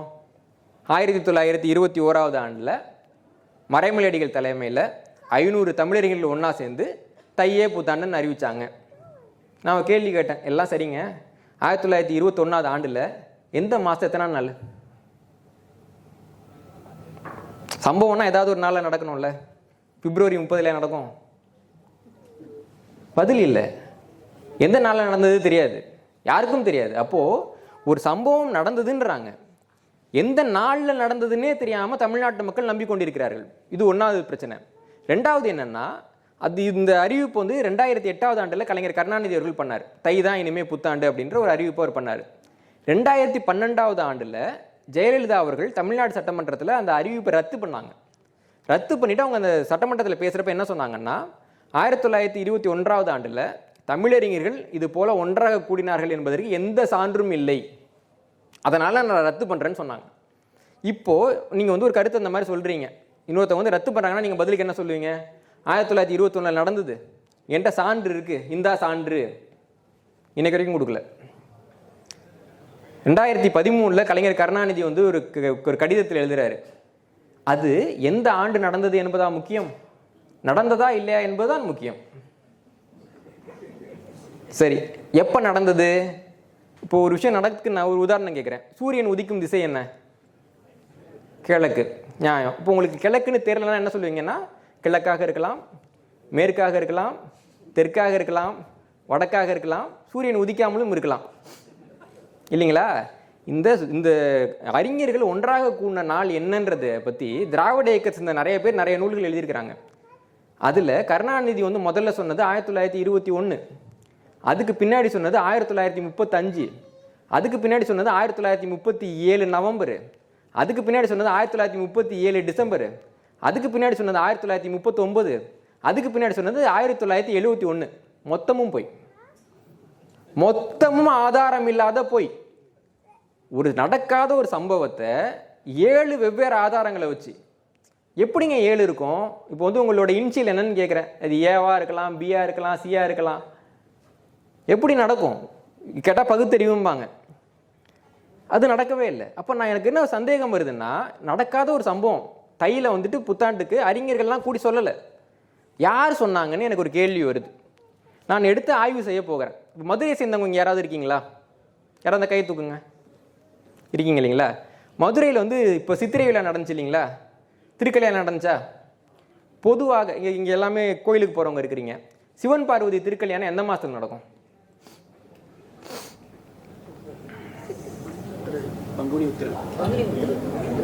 சொல்லுங்க, சத்தமாக சொல்லுங்க. உண்மையை சொல்றவங்க மெதுவாக சொல்றதுனால தான் இங்கே பிரச்சனை. பங்குனி உத்திரத்தில் நடக்கும். எல்லா கோயில்லையும் பங்குனி உத்திரத்தில் நடக்கும். மீனாட்சி அம்மன் கோயிலில் மட்டும் சித்திரையில் நடக்குங்க. ஏன்னு நம்ம யாராவது யோசிச்சிருக்கோமா? ஒரு காலகட்டத்தில் மீனாட்சி கோயில்லையும் மாசியில் ஒரு பெரிய விழா நடந்துச்சு. அதுக்கு பேர் வந்துட்டு மாசி மண்டல பூஜைன்னு சொல்லுவாங்க. மண்டலம்னா எத்தனை நாள்? 48 நாள் இருக்கிறதுக்கு பேர் மண்டலம்னு பேர். அந்த மாசி மண்டல பூஜையில் தான் மீனாட்சி திருக்கல்யாணம் சேர்த்து நடந்துகிட்டு இருந்தது. ஏன்னா வந்துட்டு அது இல்லாமல் சிவன் பார்வதி கல்யாணம் வந்துட்டு பங்குனியில் நடக்கும், அது தனி. மதுரைக்கு நாயக்கர் ஆட்சிக்கு வராங்க. அதுக்கு முன்னாடியே வந்துட்டு காலகட்டத்தில் என்ன நடக்குதுன்னா, இப்போ ஐயா கிட்ட பேசிகிட்டு இருக்க போட ஒரு சிக்கல் சொன்னார். ஏன் வந்துட்டு நம்ம வந்து சித்திரை மாதத்தில் ஏதாவது ஒரு விழா கேட்கக்கூடாதுன்றப்போ ஐயா ஒரு விஷயம் சொன்னாங்க. சித்திரை மாதத்தில் நம்ம கேட்டால் சிங்களவனும் அதே மாதம் கேட்பான், மலையாளியும் அதே மாதம் கேட்பான், தெலுங்கானும் அதே மாதத்தில் கேட்பான். ஏன்னா எல்லாருக்கும் புத்தாண்டு அன்னைக்கு தான். ஆனால் இவங்க எல்லாருக்கும் புத்தாண்டு கொடுத்த நமக்கு அன்னைக்கு கிடையாது. இதே சிக்கல் வந்துட்டு நாயக்கர் காலத்தில் மதுரையில் வருது. அவங்க புத்தாண்டுக்கு யுகாதின்னு பேர், நம்ம புத்தாண்டுக்கு புத்தாண்டுன்னு பேர். இதுக்கு ரெண்டுக்கு என்ன வித்தியாசம்னா, உங்களுக்கு ஒரு உதாரணம் சொல்கிறேன். நான் இந்த நாட்காட்டி முறையை பற்றி பேசிகிட்டு இருந்தோம் இல்லைங்களா? இப்போது ஏற்கனவே நம்ம வந்துட்டு நிலவு நாட்காட்டின்னு ஒன்று பயன்படுத்துகிறோம், மாதம்னு ஒன்று பயன்படுத்துகிறோம். இப்போ சூரியனை வச்சு ஒரு நாட்காட்டி வருது. இப்போ என்ன பண்ணுறோன்னா, நம்ம நிலவையும் விட முடியாது, சூரியனையும் விட முடியாது. அப்போ என்ன பண்ணுறோன்னா, அந்த நிலவு நாட்காட்டியை பிரித்து 30 நாள் இருக்கிற சூரிய நாட்காட்டிக்குள்ளே பொருத்தி புது நாட்காட்டியை கொண்டு வரோம். இரண்டு கலந்த நாட்காட்டி. இதில் இந்த மாதம் எப்போ பிறக்கும்னு நமக்கு சந்தேகம் வருது. அப்போ சில பேர் என்ன சொல்கிறாங்கன்னா, நல்ல ஒரு பௌர்ணமி வரும்ல, அதுக்கு அடுத்த நாள் மாதம் பிறக்குது அப்படின்னு. ஏன்னா நமக்கு அதான கண்ணுக்கு தெரியும், பௌர்ணமி அன்னைக்கு மாதம் முடியுதுன்னு நம்ம வச்சுக்கலாம் அப்படின்றாங்க. இந்த முறைக்கு வந்து பூர்ணிமாந்த முறைன்னு பேர். இந்தியா முழுக்க இருக்குது. பூர்ணிமானா பௌர்ணமி, அந்தன்னா முடியுது. பூர்ணிமாந்த முறைன்னா பூர்ணிமாவில் முடியக்கூடிய நாட்காட்டி. இன்னொரு பிரிவு என்ன சொல்கிறாங்கன்னா, ஏன் இப்போ வந்து இப்போ கோயிலுக்கெல்லாம் நீங்கள் போகிறீங்க, வளர்பிறையில் நல்ல காரியம் பண்ணீங்களா, தேய்பிறையில் நல்ல காரியம் பண்ணீங்களா? இப்போ ஆண்டு பிறக்குது, பௌர்ணமிக்கு அடுத்த நாள் என்னது பிறை? தேய்பிறை. அப்போ ஆண்டு பிறந்தோன்னா நீங்கள் நல்ல காரியம் பண்ண முடியுமா? முடியாது. அப்போ நீங்கள் காத்திருந்து 15வது நாள் தான் நல்ல காரியம் பண்ண முடியும். இப்போ சில பேர் என்ன சொல்கிறாங்கன்னா, நம்ம ஒரு மாதத்து வந்து பிறந்தவொன்னே கொண்டாடணும்ல. இப்போ புத்தாண்டுன்னு ஒன்று கொண்டாடுறோம். புத்தாண்டு பார்த்தீங்கன்னா தேய்பிரையாக இருந்தால் நீங்கள் எப்படி கொண்டாடுவீங்க? அப்போது அமாவாசைக்கு அடுத்த நாள் வந்துட்டு நமக்கு வந்துட்டு மாதம் பிறக்குதுன்னு வச்சுக்கலான்னு சொன்னாங்க. இதுக்கு பேர் அமாந்த முறைன்னு பேர். நம்ம நாட்காட்டி பார்த்தீங்கன்னா அது வந்துட்டு பௌர்ணமியை பற்றியும் கவலை கிடையாது, அமாவாசை பற்றியும் கவலை கிடையாது. உண்மையில் அந்த மாதம் என்னைக்கு பிறக்குதோ அந்த மாதத்தில் பிறக்கும். இது வந்து தமிழ்நாட்டு முறை. இப்போ சித்திரை மாதம்தான் நமக்கு ஒரு நாள் பிறக்கும், மலையாளிக்கு வேறு நாள் பிறக்கும். பூர்ணிமா இது தெலுங்கு கன்னடம் பேசக்கூடிய மக்களுக்கு அந்த அமாந்த முறை எப்படி பிறக்கும்? பூர்ணிமாந்த முறையில் இருக்கிறவங்களுக்கு அந்த நாளில் பிறக்கும். ஒரே சித்திரையில் நம்ம எல்லாருக்கும் வேறு வேறு நாட்களில் புத்தாண்டு வரும். இப்போ கோயிலுக்கு போகிறோன்னு வச்சுக்கோங்களேன், ஒரே மாதத்தில் நானும் புத்தாண்டு கொண்டாடுறேன், நீங்களும் புத்தாண்டு கொண்டாடுறீங்க. இது நல்லதா கேட்டதா? பார்வையை பொறுத்தது. சிங்களர்கள் வந்து ரொம்ப மோசமானவங்க அப்படின்லாம் சொல்கிறோம், நமக்கு எதிரியாக இருந்தார்கள். என்னைக்காவது நம்ம உள்ள உறவாடிக்கு எடுத்துருக்காங்களா? சிங்களர்களுக்கு எப்போ புத்தாண்டு வருது? எப்போ வருது? சித்திரையில் தான் வருது. என்னைக்காவது ஒரு நாள் போயிட்டு இந்த தேசமே என்னோடது தான், நீ வேற மாதம் புத்தாண்டு கொண்டாடுன்னு அவன் சொல்லியிருக்கானா? சொல்லுங்க. ஆனால் இவங்களுக்கு என்ன பிரச்சனைன்னா, தமிழர்கள் புத்தாண்டு கொண்டாடுறப்ப நம்மளும் எப்படி யுகாதி கொண்டாடுறதுன்னு ஒரு பிரச்சனை. அதுக்கு என்ன பண்ணுறாங்கன்னா, தை மாதத்தில் இருந்த விழாக்களை எல்லாம் தூக்கி சித்திரை மாதத்துக்கு மாற்றுங்க, சித்திரை மாதத்தில் இருக்க விழாக்கள்லாம் தூக்கி தை மாதத்துக்கு மாற்றுங்கன்னு மதுரை நாயக்கர்கள் மாற்றுறாங்க. அப்படியாகத்தான் இப்போ மாசின்னு ஒரு விழா சொன்னேன் இல்லைங்களா, மாசிக்கு முதல் மாதம் என்ன? தை, அப்புறம் மாசி வரும். இல்லை மண்டலோற்சவம்னு பேர். மண்டலோற்சவம்னா எத்தனை நாள்? 48 நாள். இப்போ மாசி மாதம் கடைசி நாளில் ஒரு விழா முடியுதுன்னா அது எந்த மாதத்தில் தொடங்கும்? தை மாதத்தில் தொடங்கும். அப்போ தை மாதத்தில் தொடங்கக்கூடிய ஒரு நிகழ்ச்சியை தான் இன்னைக்கு நீங்கள் சித்திரையில் கொண்டாடிக்கிட்டு இருக்கீங்க. நாயக்கர்கள்லாம் போயிட்டாங்க, இருந்தாலும் அவங்க சொல்லிட்டாங்கன்னு இன்னைக்கு வரைக்கும் நம்ம சித்திரையில் வந்துட்டு மீனாட்சி திருக்கல்யாணம் கொண்டாடிக்கிட்டு இருக்கோம். தமிழ்நாட்டில் மதுரையில் கொண்டாடிக்கிட்டு இருக்கோம். கதிரறுப்புன்னு சொல்லுவாங்க, கடவுள் வந்துட்டு கதிர இருக்கக்கூடிய நிகழ்ச்சி. அது வந்துட்டு பொதுவாக தை மாதத்தில் நடக்கக்கூடிய நிகழ்ச்சி. மற்ற எல்லா கோயில்லையுமே மீனாட்சி கதிரறுப்பு அதெல்லாம் நம்ம வந்து அதை வந்து சித்திரைக்கு மாற்றுவோம். நாயக்கர் காலத்தில் சொல்லிட்டாங்க இல்லைங்களா அப்படின்ட்டு. இப்படியாக மதுரை நாயக்கர்கள் என்ன பண்ணுறாங்கன்னா, இந்த நம்ம 2 பேரும் ஒன்றா புத்தாண்டு கொண்டாடணுமான்றதுக்காக அந்த முறையை மாற்றுறாங்க. இப்போ வசந்த விழான்னு ஒரு விழா இருக்கும், கேள்விப்பட்டிருக்கீங்களா? வசந்த விழான்னா உங்களுக்கு 3 மாதத்தில் இருக்கும். பங்குனி மாதத்தில் வசந்த விழா, சித்திரை மாதத்தில் வசந்த விழா, வைகாசி மாதத்தில் வசந்த விழா. பங்குனி வசந்த விழாங்கிறது பங்குனி மாதம் முடியக்கூடிய நாட்களில் நடக்கும். திருப்பதியில் கூட நடக்குது வசந்த விழா. நீங்கள் எடுத்து பாருங்க, பங்குனி மாதம் முடியக்கூடிய நாளில், ஏன்னா வசந்த காலம் வருதுன்றதுக்கான விழா வசந்த விழான்றது. சித்திரை வசந்த விழான்றது ஆண்டு பிறப்பு. வைகாசி வசந்த விழாங்கிறது அந்த ஆண்டினுடைய முடிவு. மதுரை கோயிலில் இந்த பங்குனி வசந்த விழாவும் நடக்குது, வைகாசி வசந்த விழாவும் நடக்குது, சித்திரையில் யுகாதி விழா நடக்குது. இப்போ எல்லாம் கேள்வி வைக்கலாம், அதெல்லாம் மத நம்பிக்கை தானேங்க, கோயில் பரவாயில்ல எடுத்துகிட்டு போட்டோம், நம்மளாம் அறிவு இருக்கிறவங்களா? இது மத நம்பிக்கை கிடையாதுங்க. நான் உங்களுக்கு இன்னும் எளிமையாக கேட்குறேன். இப்போ வந்துட்டு இந்த உலகத்தில் எல்லாமே வந்து அழிஞ்சு போச்சுன்னு வச்சுக்கலாம். நீங்கள் ஒரு ஆள் மட்டும்தான் இருக்கிறீங்க, உங்களுக்கு ஓரளவுக்கு அந்த காலண்டர் சிஸ்டத்தை பற்றி தெரியும். ஆனால் ஆண்டோட முதல் நாள் என்னன்னு மட்டும் உங்களுக்கு தெரியல. முதல் நாள் என்னன்னு தெரிஞ்சுன்னா நம்ம அதுக்கப்புறமா எல்லாம் சரியாக பண்ணிடலாம் இல்லைங்களா? ஆண்டோட முதல் நாளை நீங்கள் எப்படி கண்டுபிடிப்பீங்க? அதுக்கு ஒரு எளிமையான வழி இருக்குது. என்னன்னா, நம்ம எல்லாருக்கும் நிழல் கீழே விழுது இல்லைங்களா? நிழல் கீழே விழுது இல்லைங்களா? எல்லா நாளும் நிழல் கீழே விழுதா? ஆண்டுக்கு 2 நாள் கீழே விழுது. 0 ஷேடோ டே அப்படின்னு நீங்கள் கூகுள் போட்டு பார்த்தீங்கன்னா தெரியும். ஆண்டுக்கு 2 நாள் நமக்கு வந்து நிழல் கீழே விழாது. ஒரு நாளைக்கு பகல் எத்தனை மணி நேரம், இரவு எத்தனை மணி நேரம்? அது இன்னைக்கு நம்ம நம்புறது. ஆண்டில் 2 நாட்களில் மட்டும்தான் உண்மையாகவே பகலும் இரவும் சமமாக இருக்கும். அதனால் அந்த நாளுக்கு சமநாள் அப்படின்னு பேர். அந்த சமநாள் வர்றப்போ தான் உங்கள் நிழல் கீழே விழாது. அப்போது அந்த 2 சமநாளில் ஒரு சமநாள் தான் புத்தாண்டு. ஒன்று பார்த்தீங்கன்னா சித்திரை விழும்பாங்க, இன்னொன்று வந்து பார்த்தீங்கன்னா ஐப்பசி விழும்பாங்க. சித்திரை மாத விழுநாள், ஐப்பசி மாத விழுநாள். இப்போ வந்துட்டு கேரளாவோட புத்தாண்டுக்கு பேர் விஷுன்னு சொல்கிறாங்கல்ல. இந்த விழு என்பதனுடைய திரிபு தான் விஷு. இந்த விஷுன்றது இதனுடைய மாற்று பேர் தான் வந்துட்டு பார்த்தீங்கன்னா மகர சங்கராந்தின்றது. இந்த விஷுன்றது வந்துட்டு சில இடங்களில் விஷுவ அப்படின்னு சொல்லுவாங்க. சில இடத்துல வந்து பார்த்தீங்கன்னா விஷுவும் வராமல் பிஷுவ அப்படிம்பாங்க. இந்த விழு, விஷுவ, பிஷுவ எல்லாம் ஒரே நாள் தான். இந்த சமநாள் வருது இல்லைங்களா? இப்போ 2 சமநாள் இருக்குது. 2 நாள் வந்துட்டு உங்களுக்கு இரவும் பகலும் சமமாக இருக்கும். இதில் எது புத்தாண்டுன்னு எப்படி கண்டுபிடிப்பீங்க? இதுக்கும் ஒரு யோசனை இருக்குது. இந்த 12 மணி நேரம் இரவு, 12 மணி நேரம் பகல்னு சொன்னேன் இல்லைங்களா? இதில் ஆண்டில் ஒரு நாளுக்கு அதிகபட்சம் பகல் நேரம் இருக்கும். அது ஆடி மாதத்தினுடைய முதல் நாள். இதுக்கு வந்து பார்த்தீங்கன்னா கோடைக்கால கதிர் திருப்பம் அப்படின்னு பேர் இந்த நாளுக்கு. இந்த ஆண்டிலேயே சூரிய ஒளி குறைவாகவும் இரவு நேரமும் அதிகமாக இருக்கு இல்லைங்களா? அதுதான் தை மாதத்தினுடைய முதல் நாள், குளிர்கால கதிர் திருப்பம் அப்படின்னு பேர். அப்போ நீங்கள் இந்த 2 நாளில் எது வந்து புத்தாண்டுன்னு கண்டுபிடிக்கணும்னா, என்னைக்கு வந்துட்டு சூரிய ஒளி குறைவாக இருக்குன்னு பார்த்துட்டு அன்னைக்கு வந்து தை 1ஆம் தேதின்னு வச்சுட்டிங்கன்னா 2 மாதம் கழித்து வர்றது சித்திரை. இப்போ தை மாதம் நம்மலாம் கொண்டாடுறோம்ல, எதுக்கு கொண்டாடுறோம்? தையில் நம்ம என்ன பண்ணுறோம்? சூரியனுக்கு வந்து பொங்கல் வைக்கிறோம், கால்நடைகளுக்கு நன்றி சொல்கிறோம். ஏறத்தால வந்துட்டு ஒரு நன்றி செலுத்துறதுனா எப்போ? இது தூரம் போகிறப்போ ஒரு ஆஃபீஸை விட்டு வெளில போகிறீங்க, நன்றி செலுத்துறீங்க. 1ஆம் தேதி சம்பளம் வாங்கிட்டு யாராவது நன்றி சொல்லியிருக்கோமா? அப்பா ரொம்ப நன்றிங்க, என் கூட நீங்கள் வேலை பார்த்தீங்க சொல்லியிருக்கோமா? நிறைய பேர் பார்த்தீங்கன்னா மனைவிக்கு வந்து விவாகரத்து கொடுக்குறப்ப நன்றி சொல்லிட்டு போவாங்க. இந்த முதல்ல சொன்னால் விவாகரத்து நடக்குமா? இப்போது நன்றி சொல்கிற நாளுங்கிறது விடைபெறக்கூடிய ஒரு நாள் இல்லைங்களா? நம்ம வந்து அன்றைக்கி என்ன பண்ணுறோம்? எல்லாத்துக்கும் சூரியனுக்கு நன்றி சொல்கிறோம், மாட்டுக்கு நன்றி சொல்கிறோம், ஆட்டுக்கு நன்றி சொல்கிறோம், கொண்டாட்டமாக இருக்கும் இல்லைங்களா? என்ன காரணம்னா அந்த நாள் தான் ஆண்டிலேயே சூரிய ஒளி குறைச்சலாக இருக்கிற நாள். இப்போ ஆதி காலத்தில் மனுஷங்க என்ன முடிவு பண்ணிட்டாங்கன்னா, வழக்கமாக சூரியன் ரொம்ப நேரம் இருக்குமே, இன்றைக்கி ரொம்ப நேரம் இல்லையே, அச்சோ கோச்சிக்கிட்டாரோ அவர், நம்மளை விட்டு போயிடுவாரோன்ட்டு. இதெல்லாம் வந்து இந்த நாகரிகம் தொடங்கிறதுக்கு முன்னாடி இருந்த ஆதி மனிதர்கள் என்ன பண்ணுறாங்கன்னா, அன்னைக்கு வந்துட்டு கடவுளை வணங்குறாங்க. கடவுளே நீ வந்துட்டு போயிடாதுன்னு சூரிய வணக்கம் பண்ணுறாங்க. அதுதான் நமக்கு வந்து தை நாள். இப்போ இன்னொரு சிக்கல் இருக்குது நமக்கு. இந்த ஆண்டு வந்து பூமி சுற்றுதுன்னு நம்ம எல்லாருக்கும் தெரியும் இல்லைங்களா? பூமி சுற்றிக்கிட்டு இருக்கு, நம்ம எல்லாருக்குமே தெரியும். பூமியினுடைய தலைப்பகுதி இருக்குல்ல, அது மட்டும் இன்னொரு மாதிரி சுற்றிக்கிட்டு இருக்கும். இது வந்து அச்சு சுத்துன்னு சொல்லுவாங்க, இது தலை சுத்துன்னு சொல்லுவாங்க. செர்பியா நாட்டை சேர்ந்த அறிஞர் மிலுட்டின் மிலங்கோவிச்சுங்கிறவர் இதுக்கு ஒரு கோட்பாட்டை வந்து சொல்லியிருக்கிறார். இந்த கோட்பாட்டுப்படி பூமி இப்படி சுற்றுதுன்னா தலை அச்சு வந்து இந்த வாக்கில் சுற்றும். அப்போ என்னன்னா, இந்த முதல் நாள் இருக்குல்ல, ஆண்டோட முதல் நாள், அது 72 ஆண்டுக்கு ஒரு முறை நகர்ந்து போகும், பின்னோக்கி போகும். அதாவது இந்த ஆண்டில் வந்து பார்த்தீங்கன்னா ஏப்ரல் மாதம் 14ஆம் தேதினா 72 ஆண்டுக்கு பின்னாடி ஏப்ரல் மாதம் 13ஆம் தேதிக்கு போகும். இதுதான் இயற்கை.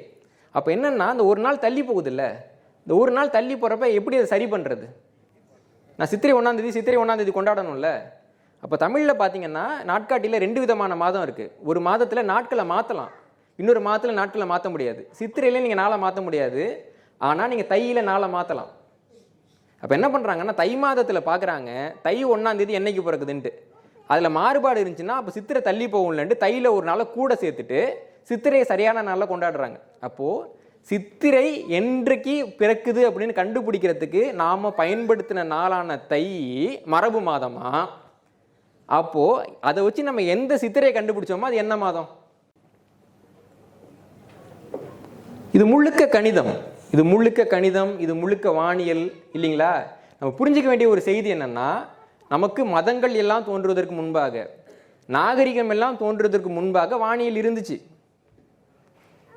ஒரு 10,000 20,000 ஆண்டுக்கு முன்னாடி இருந்த மனிதர்களுக்கும் வானியல் தெரியும் இல்லைங்களா? அப்போ அவ்வளவு பழமையான ஒரு செய்தியை கொண்டு வந்து இது இந்து மதத்துக்கு சொந்தமானதுன்னு சொன்னால், அவன் இந்து மதத்தை வந்து எதிர்க்கணும்னு நினைக்கிறானா, வளர்க்கணும்னு நினைக்கிறானா?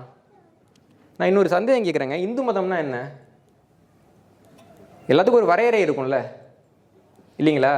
ஒரு வரையறை இருக்கும்ல. இப்போ பேனான்னா ஒன்று, இங்கே முன்னாடி வந்து நெப்பு இருக்கும், பின்னாடி இங்கு ஊற்றுனா எழுதுன்னு ஒரு வரையறை இருக்கும்ல. இந்துன்றதுக்கான வரையறை என்ன? யாரெல்லாம் கிறிஸ்துவர்கள் அல்லவோ, யாரெல்லாம் இஸ்லாமியர்கள் இல்லையோ அவங்கெல்லாம் இந்துக்கள். இதாங்க வரையறை. அப்போது ஒரு ஒரு ஒரு பசுமாடுன்னா அதுக்கு வரையறை எப்படி இருக்குன்னா, எதெல்லாம் கங்காரு இல்லையோ, எதெல்லாம் கழுதை இல்லையோ, எதெல்லாம் குதிரை இல்லையோ அதெல்லாம் பசுமாடு. இந்தியாவினுடைய அரசமைப்பு படி பௌத்தம் வந்து இந்துக்கு கீழே தான் வருது, சமணம் இந்துக்கு கீழே தான் வருது, ஆசீவகம் இந்துக்கு கீழே தான் வருது, சீக்கியம் இந்துக்கு கீழே தான் வருது. அப்போ இதில் எந்த இந்து சமயத்தை அவனுக்கு சொல்கிறானுங்க? சிக்கல் புரியுது இல்லைங்களா? அப்போ ஒரு விஷயத்தை வந்து தமிழர்கள் பண்ணிக்கிட்டு இருக்கோம், 5127 ஆண்டுகளாக பண்ணிகிட்டு இருக்கோம். அந்த விஷயத்தை நம்ம பண்ணக்கூடாதுன்றதுக்காக நிறைய முயற்சிகள் நடக்குது. அதில் ஒன்று தான் வந்துட்டு இந்த தைப்புத்தாண்டு அப்படிங்கிற பொய். இந்த தைப்புத்தாண்டுன்ற பொய்க்கு பின்னாடி அறிவியல் கிடையாது, வரலாறு கிடையாது, வானியல் கிடையாது, காழ்ப்புணர்ச்சி மட்டும்தான் இருக்குது. அதனால தான் நான் எல்லார்ட்டையும் கேட்டுக்கிறது என்னென்னா, நீங்கள் வந்து தையில் புத்தாண்டு கொண்டாடணும்னு விருப்பப்படுறீங்கன்னா நீங்கள் வந்து வெளிப்படையாக சொல்லுங்கள், மதுரை நாயக்கரை பின்பற்றி நாங்கள் தையில் புத்தாண்டு கொண்டாடுறோம், கொண்டாடிக்கங்க. இல்லாட்டி ஈவே ராமசாமி அவர்கள் தான் முதல்ல தையில் பொங்கல் இருக்கப்போ புத்தாண்டு வாழ்த்து தெரிவித்தவர். ஆண்டு வந்து 1942, ஆதாரம் என் நூலில் கொடுத்துருக்கேன். அவர் வந்து வாழ்த்து தெரிவித்த அந்த ஆதாரம் கொடுத்துருக்கேன். 1945ஆவது ஆண்டில் பொங்கல் அன்னைக்கு புத்தாண்டு வாழ்த்து தெரிவித்தவர் மறைந்த முதல்வர் கருணாநிதி அவர்கள். அதுக்கும் ஆதாரம் நான் கொடுத்துருக்குறேன். இப்போ நீங்கள் கொண்டாடுறாங்கன்னா உண்மையிலே இவங்க பேரை சொல்லி கொண்டாடலாம்ல. இவங்க எல்லாத்துக்கும் அவர் பேர் தானே சொல்லுவாங்க இல்லைங்களா? இப்போ கம்ப்யூட்டர் கூட அவர் தான் கண்டுபிடிச்சாருன்றாங்க. எப்பொருள் யார் யார் வாய் கேட்புன்னு நம்ம எப்பயோ சொல்லிட்டோம். ஆனால் நான் சொல்லியிருந்தாலும் யார் சொல்லியிருந்தாலும் நீ நம்பாத அப்படின்னு அவர் தான் கண்டுபிடிச்சாருன்றாங்க. அது எந்த புத்தகத்துலேருந்து திருநாங்கன்னு தெரில.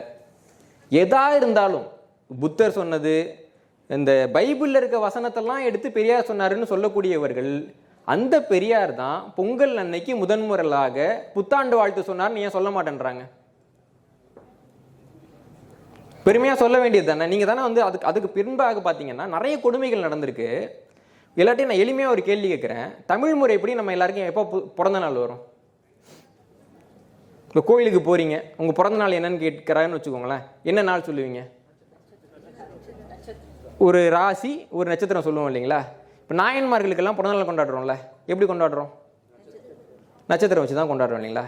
திருவள்ளுவர்னு ஒருத்தவருங்க பாவம், அவர் மட்டும் தை 2ஆம் தேதி பிறந்திருக்காரு. எப்படிங்க நடக்கும் இது? ராஜராஜ சோழன் வந்துட்டு சதய நட்சத்திரத்தில் பிறந்தார், ஐப்பசி சதயத்தில் பிறந்தார். ராஜராஜ சோழன் காலம் வரைக்கும் கூட நம்ம பார்க்குறப்ப ராசி நட்சத்திரம் தான் சொல்லுவாங்க. 2000 ஆண்டுகளுக்கு முன்பாக மாதம் தேதியில் ஒரு நிகழ்வு கொண்டாடக்கூடிய வழக்கமே கிடையாது. திருவள்ளூருக்கு பார்த்தீங்கன்னா மயிலாப்பூரில் ஒரு கோயில் இருந்துச்சு. அந்த கோயிலில் வைகாசி மாதம் அனுஷ நட்சத்திரத்தில் பிறந்தநாள் கொண்டாடிட்டு இருக்காங்க. எப்போ? காலங்காலமாக நூற்றாண்டுகளாக கொண்டாடிட்டு இருந்தாங்க. அப்போ வந்து ஒரு தமிழ் அறிஞர் குழு அங்கே போகிறாங்க, பார்த்துட்டு கொண்டாடுறாங்களே நம்மளும் கொண்டாடுவோம்னு சேர்ந்து அவங்க கொண்டாட ஆரம்பிக்கிறாங்க.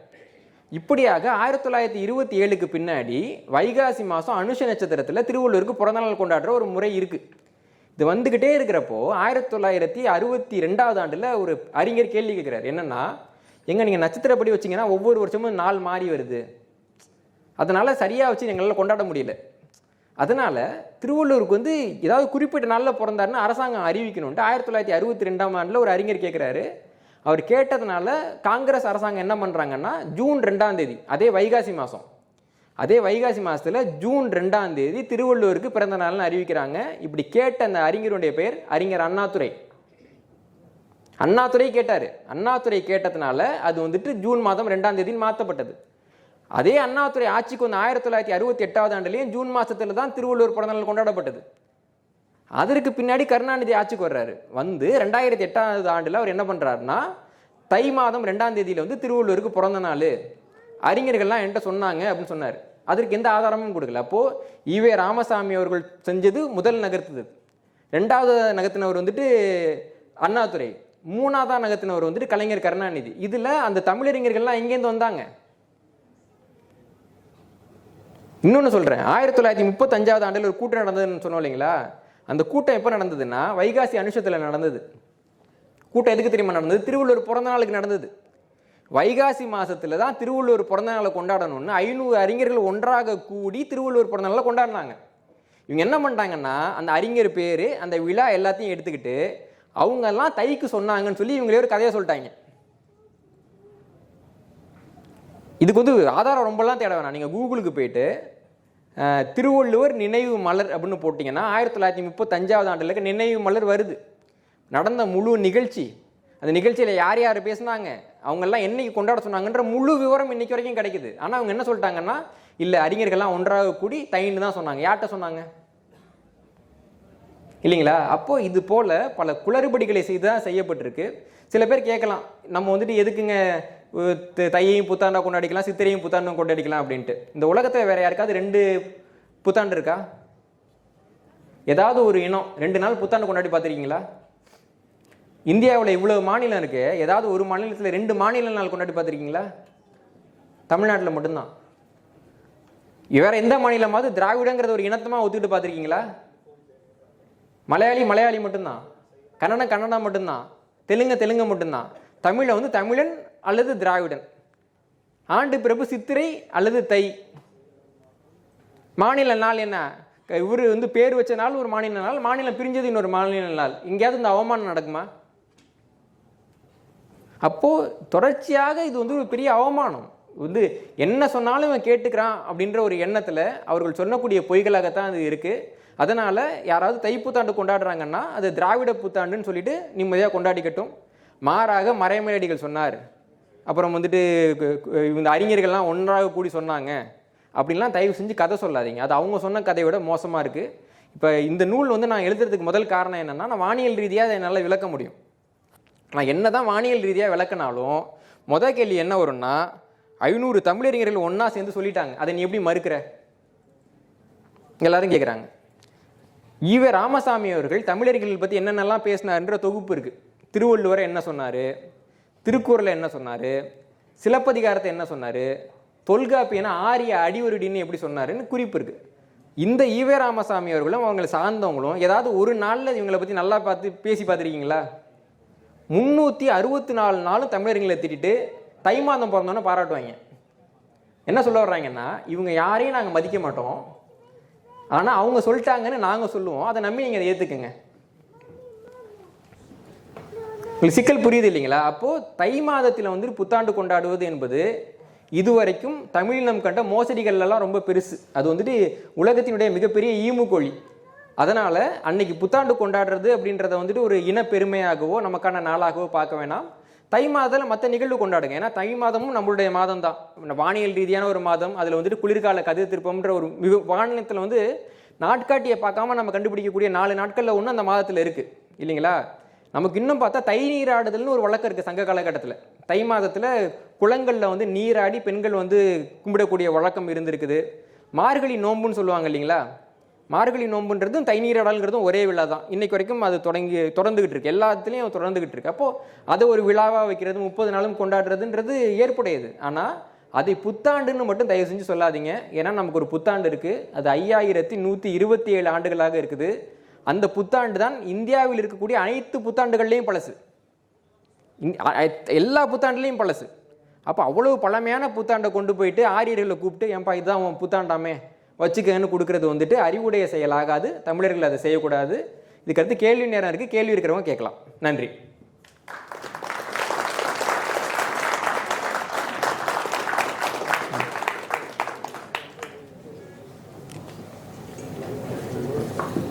கையை உயர்த்திட்டு கேட்கலாம், கேளுங்க. நல்ல கேள்வி. அது வந்துட்டு ரொம்ப நாளாக சொல்லிட்டு இருக்கானுங்க. அது இந்த பிரபவ விபவ சுக்ல பிரமோத்துதன்றதெல்லாம் சமஸ்கிருத பேர், அதனால் பயன்படுத்தக்கூடாது இல்லைங்களா? சமஸ்கிருத பெயர் வேற ஏதாவது சொல்லுங்களேன். சும்மா சமஸ்கிருத பேர்னு சொல்லக்கூடிய பெயர் வேற ஏதாவது ஒன்று சொல்லுங்க. சத்தமாகவே சொல்லலாமா? மகோத்சவம். அதாவது மகோத்சவம்னு சொல்லுவாங்க, சொல்லல சமஸ்கிருதம் சொல்ல மாட்டாங்க. மகோத்சவா, மகா இல்லைங்களா? சமஸ்கிருதத்தில் சொற்கள் வந்து எப்படி முடியும்? இப்போ தமிழில் ஒற்றுன்னு முடியுது இல்லை? கிருஷ்ணன்னு நம்ம தமிழில் எழுதுகிறோம், சமஸ்கிருதத்தில் எப்படி எழுதுவாங்க? கிருஷ்ணா. நம்ம ராதைன்னு சொல்கிறோம்ல, சமஸ்கிருதத்தில் எப்படி எழுதுவாங்க? ராதா. சமஸ்கிருதத்தில் பேர் எப்படி முடியும்? நெடில்ல முடியும் இல்லைங்களா? பிரபவ நெடிலா, விபவ சுக்கில, பிரமோத்துத, இதெல்லாம் என்ன? குறில். குறில்ல எந்த மொழியில சொற்கள் முடியும்? இலங்கைக்காரங்களுக்கு நல்லா தெரிஞ்சிருக்கும். சிங்கள மொழியில குறில்ல பேர்கள் இருக்கும். சிறி முன்னாள் அதிபர் பேரு சிறி சேன, பண்டார நாயக்க, இதெல்லாம் சிங்கள பேர். சிங்களத்தில் ஏன் பெயர்லாம் குறில்ல முடியுதுன்னா, பௌத்த மதம் உள்ள வந்தப்போ பிராகிருதம்ங்கிற ஒரு மொழியை கொண்டு வந்தாங்க. பிராகிருத மொழியோட இலக்கணப்படி பெயர் சொற்கள் குறில்ல முடியும். சமஸ்கிருதத்தினுடைய இலக்கணப்படி பெயர் சொற்கள் வந்துட்டு நெடில்ல முடியும். அப்போ பிரபவ விபவ சுக்ல பிரமோத்துத பிரஜோத்பதிங்கிறதெல்லாம் என்ன ஆண்டுகள்னா, இதெல்லாம் பிராகிருத ஆண்டுகள். இப்போ பிராகிருதன்றது அது வேற டிபார்ட்மெண்ட்டு, சமஸ்கிருதன்றது வேற டிபார்ட்மெண்ட். பிராகிருதம் பௌத்த மதத்தை சேர்ந்தவங்க வச்சிருக்கிறாங்க, சமஸ்கிருதம் பிராமணர்கள் வச்சிருக்கிறாங்க. இப்போது இது வந்து சமஸ்கிருத மொழியே கிடையாது, முதலாவது செய்தி. ரெண்டாவது, இந்த 60 ஆண்டு இருக்குல்ல, இந்த 60 ஆண்டுன்ற முறை தமிழ்நாட்டுக்கு எப்போ வருது? தமிழ்நாட்டுக்கு வந்துட்டு நேரடியாக அந்த முறை வந்து ரொம்ப பின்னாடி தான் வருது. இப்போ சோழர்கள் ஆட்சி பண்ணுறாங்கல்ல, சோழர்கள் வந்து தமிழ்நாட்டை ஆட்சி பண்ணுறாங்க, ஆந்திராவை ஆட்சி பண்ணுறாங்க, கர்நாடகாவை ஆட்சி பண்ணுறாங்க. சோழர் கல்வெட்டுகள் நமக்கு கர்நாடகா ஆந்திராவில் கிடைக்குது இல்லைங்களா? அப்போ கர்நாடகாவில் கிடைக்கக்கூடிய சோழர்கள் கல்வெட்டுலாம் ஆண்டு முறையில் இந்த 60 ஆண்டு பெயர்கள் முதலாக காண கிடைக்கின்றன. ஏன்னா சோழர்கள் வந்து கர்நாடகாவில் இருக்கிறாங்க, கர்நாடகாவில் அந்த ஆண்டு பேரை பயன்படுத்திட்டு இருக்காங்க, ஆந்திராவில் பயன்படுத்துகிறாங்க. பின்னாடி வந்துட்டு அந்த ஆண்டு முறை நமக்கு கர்நாடகா ஆந்திரா வழியாக உள்ள வருது. தமிழ்நாட்டில் பரவலாக இந்த ஆண்டு முறைகள் பயன்படுத்தப்பட்டதுன்றது 15வது நூற்றாண்டில் நாயக்கர் காலகட்டத்தில். இப்போ இந்த ஆண்டு வந்து உதாரணத்துக்கு சொல்கிறேன், இது வந்துட்டு பராபவ வருஷம்னு சொல்லலாம், இல்லை கலி 5127ன்னு சொல்லலாம். இந்த பராபவன்றதை தூக்கி போட்டுட்டோம்னா இந்த கலி 5127ன்றது காணா போயிடுமா? கிடையாது. நம்ம இந்த ஆண்டு முறையை நம்ம 5000 ஆண்டாக பயன்படுத்திட்டு இருக்கோம். அந்த பெயருங்கிறது நமக்கு 15வது நூற்றாண்டில் வருது. 15வது நூற்றாண்டில் வந்த ஒரு பெயர் முறையை தூக்கி போடுறதுனா அதை மட்டும் தூக்கி போடுங்க.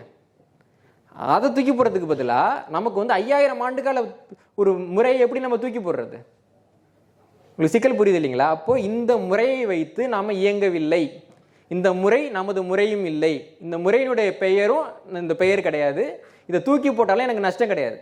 அப்போ இதுக்காக சித்திரையை தூக்கி போடணும்னு சொல்கிறது ஒரு பைத்தியகாரத்தனம்.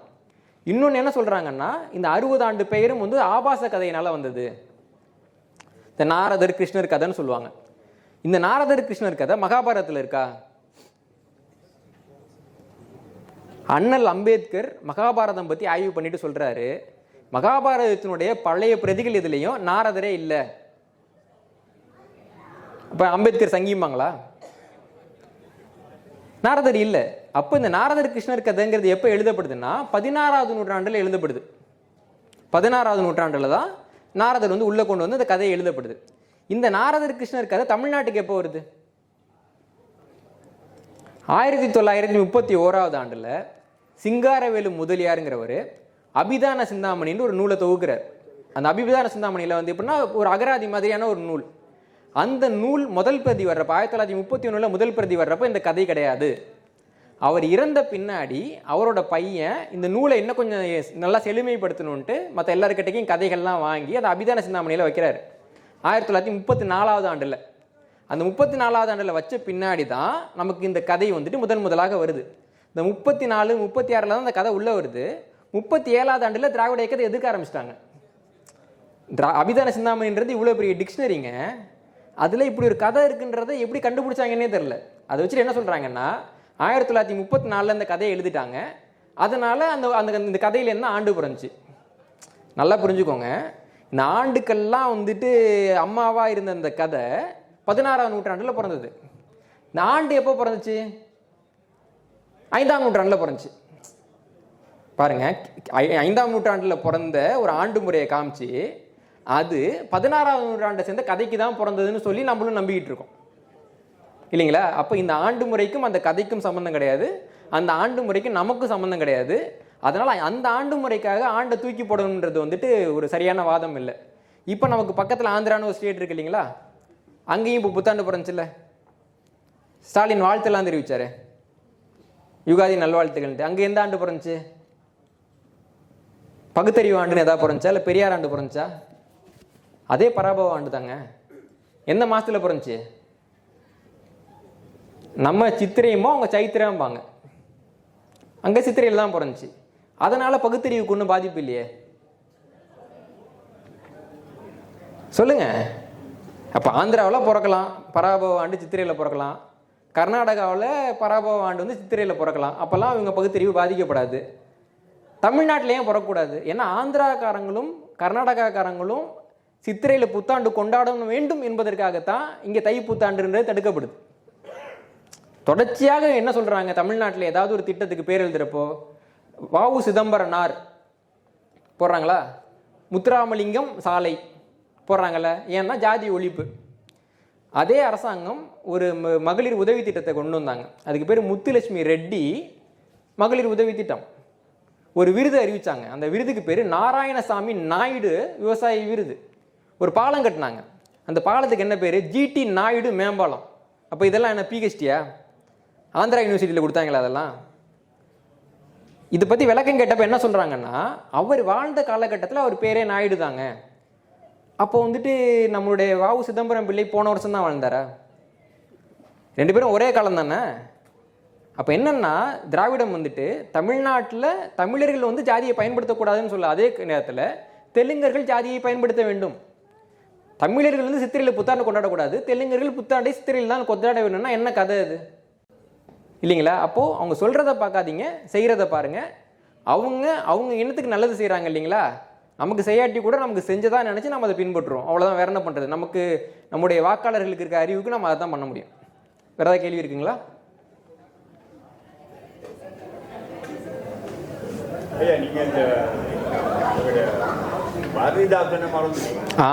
நல்ல கேள்விங்க.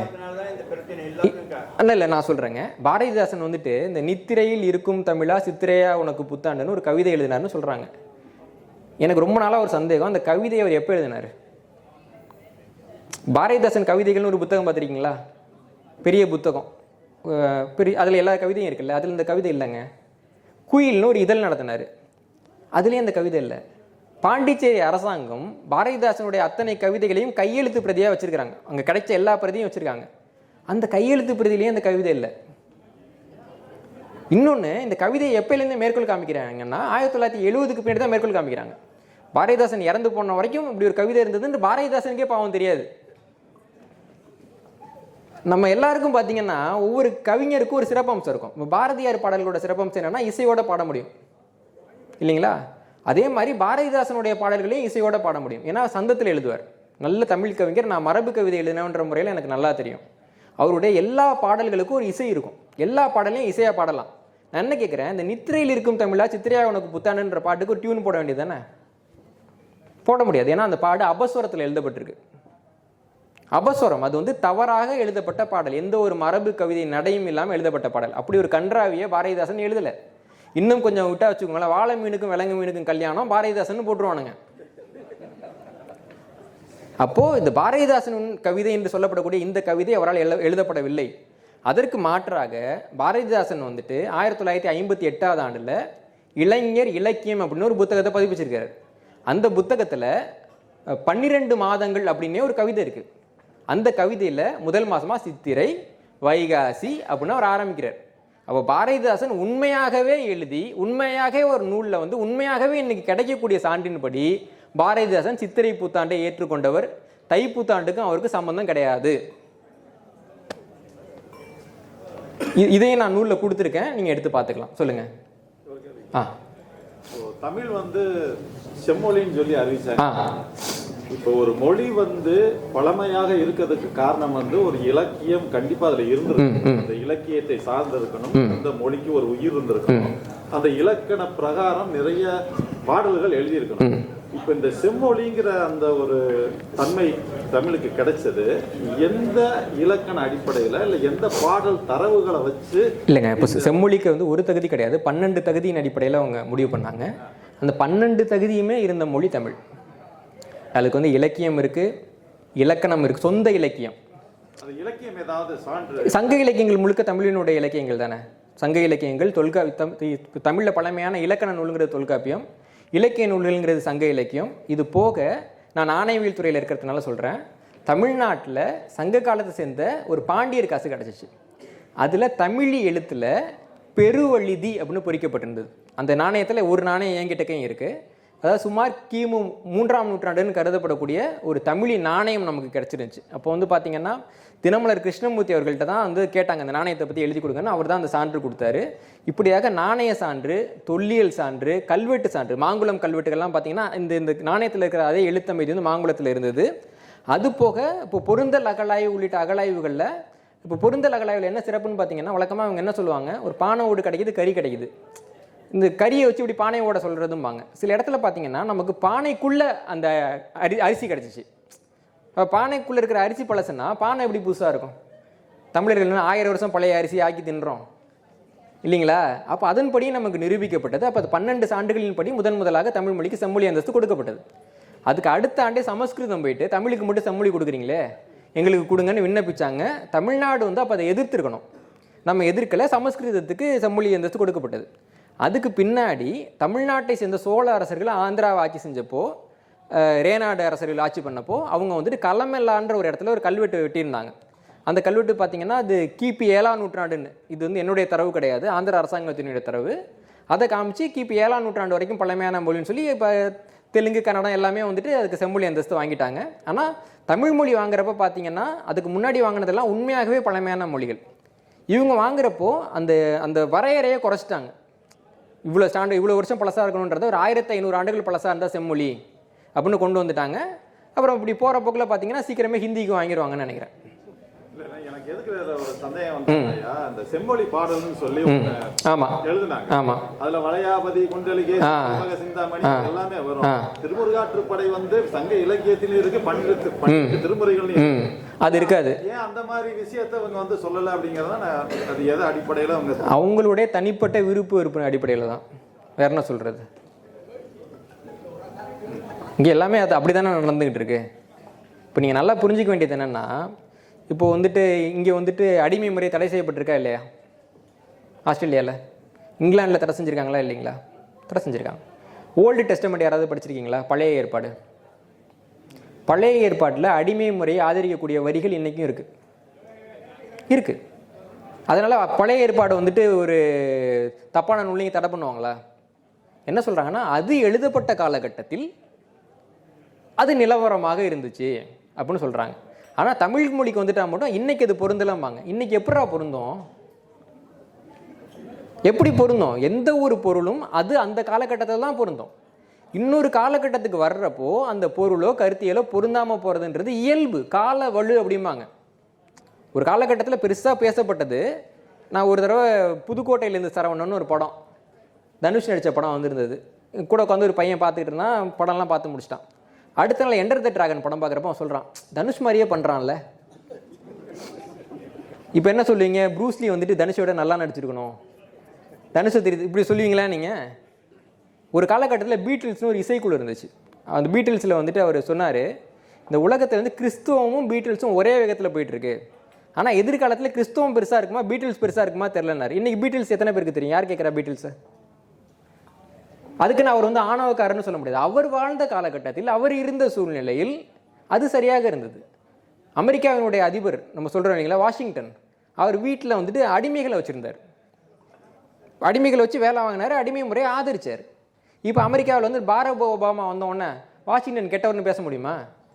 வாஷிங்டன் வாழ்ந்த காலகட்டத்தில் அது அங்கு இயல்பாக இருந்தது இல்லைங்களா? ஆனால் இவங்க என்ன பண்ணுவாங்கன்னா, நான் என்ன கேட்குறேன், இவ்வளவு சொல்கிறாங்கல்ல, ஈவே ராமசாமி அவர்கள் பேசின பேச்சு இருக்குல்ல, எழுத்து இருக்குல்ல, அது அரசுடைமையாக்குங்க. அவர் பேசுனதை எடிட் பண்ணாமல் வெளில விடுங்களேன். ஏன்னா இன்னைக்கு படித்தா அவ்வளோ கோபமாக இருக்கும். அவர் வந்து தகாத வார்த்தைகள், மேடையில் பேசுவதற்கு தகாத வார்த்தைகளை சொல்லி மனிதர்களை, மதங்களை, இனங்களை அடையாளப்படுத்தியிருக்கிறார். பச்சை பச்சையாக எழுதியிருக்கிறார், அவர் பேசியிருக்கிறார். அதெல்லாம் பேசின ராமசாமி மட்டும் தீர்க்கதரிசி. ஆனால் சங்கப்புலவர்கள் பேசுகிறதெல்லாம் தப்பாக இருக்குது. திருவள்ளுவர் வந்து தப்பாக பேசிட்டாரு, தொல்காப்பியர் தப்பாக பேசிட்டாரு அப்படின்னா, இப்போ சில ஆண்டுகளுக்கு முன்பாக வாழ்ந்த ஈவே ராமசாமியாலேயே அந்த கால வலுவை தாண்டி வர முடியாது. தொல்காப்பியர் எப்படி தாண்டி வருவார்? சட்டமன்றத்தில் கலைஞர் கருணாநிதி அவர்கள் பேசின பேச்சை முழுசாக வெளில விட முடியுமா? நான் பெருசாக கேட்கல. சட்டமன்றம்ங்கிறது எவ்வளோ பெரிய இடம், ரொம்ப மாண்போடு பேச வேண்டிய இடம். அந்த இடத்தில் இவங்க பேசுனதை வெளில விட முடியுமா? அப்போ என்னன்னா, இந்த சுய வெறுப்பை வந்துட்டு வெளியில் விடுறது மொதல் தப்பு. ரெண்டாவது, மட்டம் தட்டுறதுக்கு என்னன்னா இவங்களுக்கு சிக்கல். நான் எல்லா மேடையிலையும் சொல்கிறது, தெலுங்கர்களுக்கு ஒரு பெரிய உளவியல் சிக்கல் என்னன்னா, அவங்களுக்கு பேரரசர் கிடையாது. நமக்கு வந்துட்டு கரிகால சோழன் இருக்கிறாரு, அதுக்கப்புறம் வந்து எவ்வளவோ சோழரசர்கள் இருக்காங்க, பாண்டிய அரசர்கள் இருக்கிறாங்க, ராஜராஜ சோழன் இருக்கிறாரு, எவ்வளோ பெரிய பெரிய அரசர்கள்லாம் நமக்கு இருக்கிறாங்கல்ல. தெலுங்கர்களுக்கு அப்படி அரசர்கள் கிடையாது. அவங்க என்ன பண்ணுவாங்கன்னா, தெலுங்கே தெரியாத சாதவாகனர்களை கொண்டு வந்து எங்கள் அரசர்கள்பாங்க. இவர் நம்ம கிருஷ்ணதேவராயர்னு ஒருத்தவர், அவருடைய தாய்மொழி துளு, அவர் பேரே வந்து துளுவ கிருஷ்ணதேவராயர். அவரை போய் கிருஷ்ணதேவராயர் தான் எங்கள் அரசரும்பாங்க. அப்போ என்னென்னா, நமக்கு ஒரு பண்பாடு இருக்குது, அவங்களுக்கு இல்லை. நமக்கு ஒரு வரலாறு இருக்குது, அவங்களுக்கு இல்லை. நமக்கு ஒரு பழமை இருக்குது, அவங்களுக்கு இல்லை.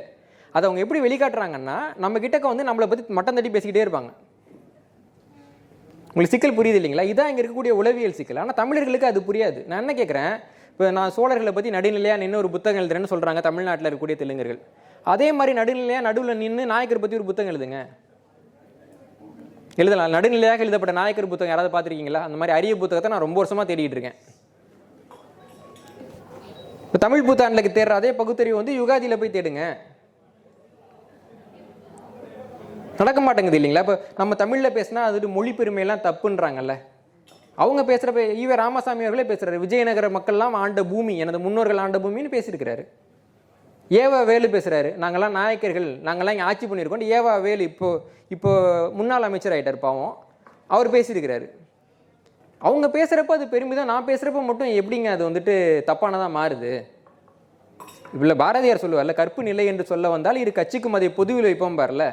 என்னை அளக்கிறதுக்கு ஒரு அளவுகோலை பயன்படுத்துறீங்கன்னா அதே அளவுகோலை அவங்கள அளக்கிறதுக்கும் பயன்படுத்துங்க இல்லைங்களா?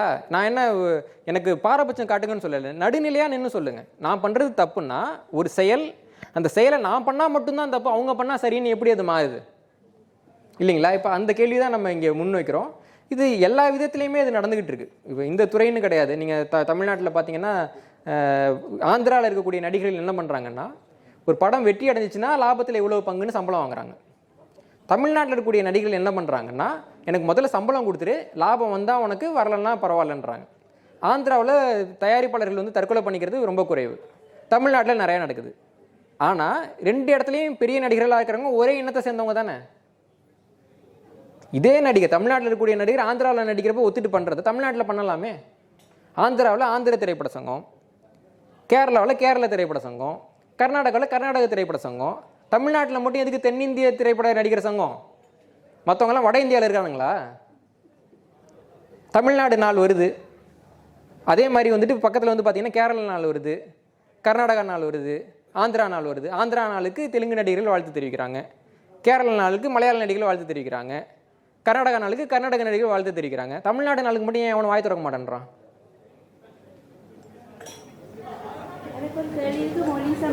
கேளுங்க. நான் வந்து ஒரு தமிழ் வந்து மூத்த மொழி என்று சொல்றாங்க. அதாவது நாங்க ஒருக்கா ரேஸ் பண்ணா இல்ல சமஸ்கிருதம் தானது, சில பேர் வந்து கன்னடா கூட சொல்றாங்க. ஒரு சார்ட் ஒன்று இருக்குது, ஒரு சார்ட் வந்து ஃபேஸ்புக்கில் பகிரப்பட்டு அதில் வந்து ஒரு சொல்லுங்க புரோட்டோகிராஃபி, அதுக்கு பிறகு பழந்தமிழ் கன்னடா, பிறகு பழந்தமிழ், பிறகு மலையாளி, மலையாளம் வந்து தமிழ் தமிழ் மட்டும் வெவ்வேறு வெர்ஷன்ஸ் இருக்கு. பழந்தமிழ், மாடர்ன் தமிழ். இப்ப நாங்க வந்து இங்கிலீஷ் லெட்டர்ஸ்ல தமிழ் எழுதணும் இல்லையா, ரோமன் தமிழ். அப்ப நான் என்ன யோசிச்சேன்னா, அப்ப கன்னடா மட்டும் கன்னடாலையும் வேறுபாடு இருக்கு, தெலுங்காக்களும் இருக்கு இருக்கு கன்னடாவும் அந்த இங்கிலீஷ் லெட்டர்ஸ் பயன்படுத்தி அவங்கள மொழி எழுதுறேன். ஆனா அவங்களோட மொழிக்கு வேற வெர்ஷன்ஸ் இல்ல சார்ட்ல. தமிழ் மட்டும் அந்த அது என்னன்னு சொன்னா, தமிழ் வந்து பழமை குறைஞ்சது. இப்போ அந்த சார்ட்டின் படி பார்த்தா கன்னடா மொழி தான் பழமையான ஸ்டார்ட். ஆமாம், இல்லை நீங்கள் கர்நாடகா முழுக்க பார்த்தீங்கனாலே அவங்க அப்படி தான் நம்புகிறாங்க. இந்த உலகத்தில் ரொம்ப பழமையான மொழினா முதல்ல சமஸ்கிருதம், 2வது கன்னடம். இதான் அவங்க நம்பிக்கை. அந்த சார்ட் வந்து தமிழ்நாட்டில் இருக்கிற சில பேரே வந்து ஆதரிக்கிறாங்க, இதுதான் சரி. ஆமாங்க, இல்லைங்க, அது அவங்க ஊரில் தயாரிக்கிற சார்ட்டு. அதனால் அவங்க சுதேசி இயக்கப்படி அதை இவங்க பரப்புகிறாங்க, அவ்வளோதான். நான் என்ன கேட்குறேன்னா, இப்போது கன்னடன்றது ஒரு மொழி பேர் இல்லைங்களா? அந்த மொழிக்கு வேறு ஏதாவது பேர் இருக்கா? இல்லை. தெலுங்குன்றது ஒரு மொழி பேர், சமஸ்கிருதன்றது ஒரு மொழி பேர். சமஸ்கிருதம்னா என்னங்க? இது திராவிடன்னா என்னங்க? மொழி கிடையாது. என்னென்னா, என் மொழிக்கு பேர் தமிழ் இல்லைங்களா? இப்போது பிராகிருதம் பேசுகிறவங்க வர்றாங்க, பிராகிருதத்தில் லகரம் கிடையாது. அப்போ என்ன பண்ணுறான்னா, தமிழ்னு சொல்ல வரல. அதே மாதிரி அவனுக்கு ஆரம்பிக்கிறப்போ அவனுக்கு வந்து ஒற்றில் தான் பேர் ஆரம்பிக்கும். கிறிஷெலாம் பேர் வைக்கிறாங்கல்ல, கீன்னு நம்ம எழுதுவோம் பேர், ஆனால் அவங்க இக்கில் ஆரம்பிப்பாங்க. அந்த மாதிரி வர்றப்போ அவன் என்ன பண்ணுறான்னா, தமிழில் திரமிழன்னு எழுதுறான். இந்த அத்திக்கும்பான ஒரு கல்வெட்டு இருக்குது, காரவேலன்னு எழுதியிருப்பார், திரிமிழ தேச சங்காத்தம்னு எழுதுறாரு. திரிமிழன்னா என்ன? பிராகிருதத்தில் தமிழ்னு அவன் வாயில் வரல, அதனால் அதை திரிமிழ அப்படின்றான். இப்போ நம்ம வந்துட்டு ஆங்கில உச்சரிப்பில் தமிழை உச்சரிக்கிறோம் இல்லைங்களா? நிறையா வார்த்தைகள் அப்படி தானே கொலை பண்ணிகிட்டு இருக்கோம். அந்த மாதிரி அவன் வாய்க்கு வர்ற மாதிரி ஒரு உச்சரிப்பில் அவன் பண்ணுறான். இது இயல்பாக நடக்கிறது தான். இப்போ வந்து பார்த்திங்கன்னா, எவ்வளோ பேருக்கு தெரியும்னு தெரில, ரஷ்யாவில் வந்துட்டு மிகையில் அப்படின்னு ஒரு வார்த்தை இருக்குல்ல. மிகையில்னா யார்? இங்கிலீஷில் மைக்கேல் இருக்கார்ல, அவர் தாங்க அது. ஆமாம், ரஷ்யனில் வந்துட்டு மைக்கேல்னு சொல்ல வராது அவங்களுக்கு, அதனால் மிகையில் அப்படின்னு போடுவாங்க. இப்போ வந்து ஆப்ரகாம்னு ஒருத்தர் இருக்கார்ல, இஸ்லாமியத்தில் இப்ராஹிம்ன்றாங்கல்ல, ரெண்டும் ஒரே ஆள் தான். அப்போ ஒரு ஆளோட பேரே ஒரு மொழிக்கு மாறுது விடுதலை, அப்படியாக அவங்க திரமிழ அப்படின்னு மாற்றுறாங்க. அதுக்கு பின்னாடி வந்து என்ன நடக்குதுன்னா, சமஸ்கிருதம் வர்றப்போ தமிழை திராவிட அப்படின்றாங்க. அப்போ முதல்ல தமிழ் இருக்குது, தமிழை ஒருத்தன் உச்சரிக்க தெரிய முடியாமல் திரமிழன்னு மாற்றுறான், இன்னொருத்தன் உச்சரிக்க தெரியாமல் அவங்க வந்துட்டு திராவிடன்னு உச்சரிக்கிறாங்க. அதுலேயும் அவங்க தமிழை சொல்கிறதுக்காக அப்படி சொல்லலை. தமிழ் பேசக்கூடிய பகுதியில் பிராமணர்கள்லாம் இருக்காங்க, அவங்கள சொல்கிறப்போ இந்த தமிழ் பேசுகிற ஊரில் இருக்க பிராமணன் இருக்கான்ல, அவன் பேர் திராவிட பிராமணன் அப்படின்றாங்க. என்சைக்ளோபீடியா பிரிட்டானிக்காவில் கூட அந்த செய்தி இருக்குது. அப்போது திராவிடன்னா என்னென்னா, அவங்க இப்போ நம்மளாம் திராவிடர்னு சொல்கிறாங்கல்ல, நம்ம யாருக்காவது திராவிடர்னு சர்டிஃபிகேட் இருக்கா? பிராமின்ஸ் வச்சுருக்காங்க. நீங்கள் வந்து நேராக போயிட்டு மேட்ரிமோனி சைட்டில் திராவிடன்னு போட்டிங்கன்னா பஞ்ச திராவிட பிராமணர்கள்னு வரும். இங்கே இருக்கக்கூடிய மக்களுக்கு வந்து திராவிட பிராமணர்கள் அப்படின்னு பேர். இன்னும் சொல்லணும்னா இப்போ சங்கர மடத்துக்கு புதுசாக ஒரு தம்பி வந்திருக்கிறார்ல சங்கராச்சாரியாரா, அவரே திராவிட பிராமணர். அப்போது சமஸ்கிருதம் பேசக்கூடிய மக்கள், தமிழ்நாட்டில் வாழக்கூடிய சமஸ்கிருதம் பேசுகிற மக்களை சொல்கிறதுக்கு திராவிடன்ற ஒரு வார்த்தையை உருவாக்கி பயன்படுத்திகிட்டு இருக்காங்க. அதுக்கு பின்னாடி வந்து இங்கே மொழியறிஞர்கள் வர்றப்பையும் கூட முதல்ல பார்த்தீங்கன்னா இதுக்கு வந்து தமிழிக் மொழி குடும்பம்னு பேர் வைக்கிறாங்க. இந்த தமிழ், தெலுங்கு, மலையாளம், கன்னடம் இருக்க மொழி குடும்பத்துக்கு முதல்ல வைக்கப்பட்ட பேர் வந்துட்டு தமிழிக் மொழி குடும்பம். அதுக்கு பின்னாடி நமக்கு வந்துட்டு எல்லீஸ் அவர்கள் வர்றப்போ அவர் தென்னிந்திய மொழி குடும்பம், சவுத் இந்தியன் லாங்குவேஜ் ஃபேமிலின்னு பேர் வைக்கிறாரு. கால்டுவெல் வர்றாரு, அவர் வந்து புத்தகத்தில் எப்படி எழுதுறாரு, இந்த மொழி குடும்பத்தை நியாயமாக தமிழிக் அல்லது தென்னிந்திய மொழி குடும்பம் என்று தான் நான் சொல்ல வேண்டும். ஆனால் நான் இதை திராவிட மொழி குடும்பம் என்று சொல்கிறேன். ஏன் சொல்ற? உங்களுக்கு சிக்கல் புரியுதா இல்லைங்களா? இவங்க என்ன பண்றாங்கன்னா, முதல்ல தமிழினுடைய 3வது பெயராக இருந்த திராவிடத்து பேரில் ஒரு மொழி குடும்பமா, அதில் கடைசி மொழி தமிழாம். நான் உங்களுக்கு எளிமையாக கேட்குறேன், என் ஊர் தஞ்சாவூருங்க. வெள்ளைக்காரன் வந்தப்போ அவன் வாயில் தஞ்சாவூர்னு நுழையில, என் ஊரை டாஞ்சூர்னு சொல்லிட்டான். டாக்குமெண்ட்லாம் டாஞ்சூர்னு இருக்குது. இப்போது டாஞ்சூருக்கு முன்னாடி எங்கே என்ன இருந்துச்சு? இல்லைங்க, புரோட்டோ டாஞ்சூர். தமிழ் இருக்கு, திராவிடம்னு மாறுது. திராவிடத்துக்கு முன்னாடி இருந்தது புரோட்டோ திராவிடம் தானே. அப்போ அதுக்கு பேர் புரோட்டோ தாஞ்சூர். இதுக்கு பேர் தான் பகுத்தறிவு, இதுக்கு பேர் தான் முற்போக்கு. இப்போ இதெல்லாம் வன்மம். யாருக்கும் இந்த மொழியினுடைய பழமை இல்லாத காரணத்தினால இவர்கள் செய்யக்கூடிய வன்மமான செயல். கன்னடத்தில் இருக்கக்கூடிய நிறைய சொற்கள் வந்து தமிழ் சொற்கள். நான் இப்போ தான் ஒரு தடவை நான் பேசினப்போ சொல்லியிருந்தேன், இந்த ஹோசூர்னு சொல்கிறீங்களே, அது ஹோசூர் கிடையாது, உரைசூர் அப்படின்னு சொல்லியிருந்தேன். கொஞ்சம் பேர் வந்து அந்த ஊருக்காரங்கெல்லாம் வந்தாலும் இல்லை, இது வந்து கன்னடம், இது வந்துட்டு ஹோசூரேன்னு இருந்துச்சு அப்படிலாம் சொன்னாங்க. நான் அப்புறமா அந்த ஹோசூருக்கே போய் அங்கேயே மேடையில் இந்த கல்வெட்டுலாம் இருக்குன்னு சொல்லிட்டு வந்தேன். பெங்களூர்னு ஒரு ஊர் வச்சுருக்கிறாங்க. பெங்களூர்னு ஒரு ஊர் கிடையாதுங்க, அது வெங்காலூர். தமிழர்கள் வச்ச பேர் வெங்காலூருங்கிறது நம்ம வச்ச பேர். அதை வந்துட்டு இவங்களுக்கு என்னென்னா, கன்னடத்துக்கு வந்து வா வராது, வா எல்லாம் பே, புரியுதுங்களா? இந்த ஹல்லி பல்லின்னு பேர் வச்சுருவாங்க. ஏன்னா அவங்களுக்கு பா தான் வரும், நமக்கு வரக்கூடிய இந்த வா எல்லாம் வராது. அப்படியாக இது வந்து தமிழ் மொழியுடைய சிதைந்த வார்த்தைகள் வந்து கன்னட மொழியில் நிறைய இருக்குது. அப்போது இன்னும் சொல்லணும்னா, கர்நாடகாவில் இருந்துக்கிட்டு இந்த தமிழா கன்னடமான்ற பிரச்சனையை பேசுகிறவங்க தெலுங்கு கன்னடர்கள் கிடையாது. நான் ஒரு உதாரணம் சொல்கிறேங்க. இப்போ வந்து நம்ம ஒரு செட்டியார் இருக்காருன்னு வச்சுக்கோங்க. தமிழ்நாட்டில் இருக்கிறப்போ ஒரு செட்டியார் இல்லைங்களா, இல்லை வேறு வச்சுக்கலாம், ஒரு வன்னியர் இருக்காருன்னு வச்சுக்கோங்க. தமிழ்நாட்டில் இருக்கப்போ ஒரு வன்னியர், ஆந்திரா போனால் 1 இயர் தான், கர்நாடகா போனால் 1 இயர் தான். இப்போ தமிழ்நாட்டில் இருக்கிறப்போ ஒரு தமிழருங்க, ஆந்திரா போனால் தமிழர் தான், கர்நாடகா போனால் தமிழர் தான். ஆனால் வந்துட்டு இந்த ரெட்டின்னு ஒருத்தவங்க இருக்காங்க, தமிழ்நாட்டில் இருக்கப்போ அவங்க தமிழர்கள், சரிங்களா? ஆந்திரா போனால் தெலுங்கு, கர்நாடகா போனால் கன்னடர்களுங்க. இனத்துக்கு கீழே தானேங்க ஜாதி வருது. அப்போது ஒவ்வொரு ஊர்லேயும் எப்படி அது மாறும்? இப்போ கர்நாடகாவில் வந்துட்டு தமிழ்நாட்டினுடைய இந்த கல்வெட்டு பிரதிகள்லாம் மாட்டியுது.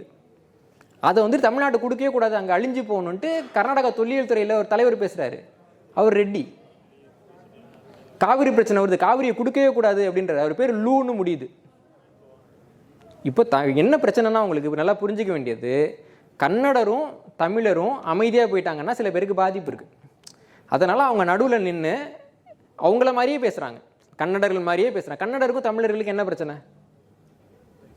ஒரு பிரச்சனையும் இல்லையே.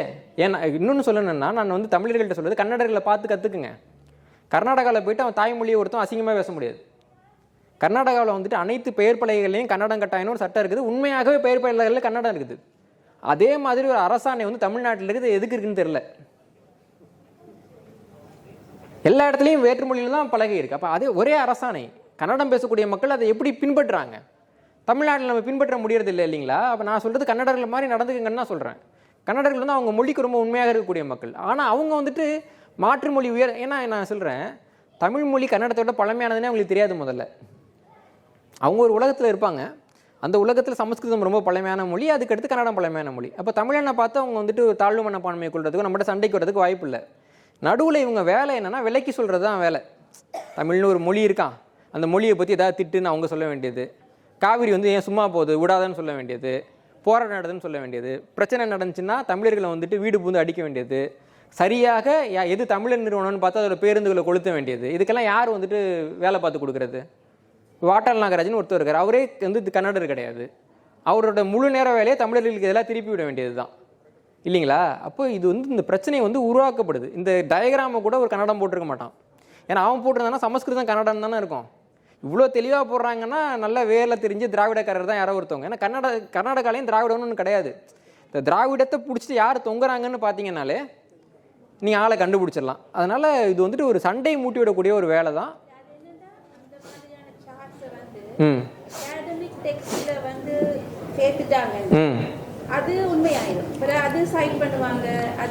இல்லைங்க, அதுக்கு என்னன்னா நம்ம அகாடமின்றது வந்துட்டு கவர்மெண்ட் தான் முடிவு பண்ணுது.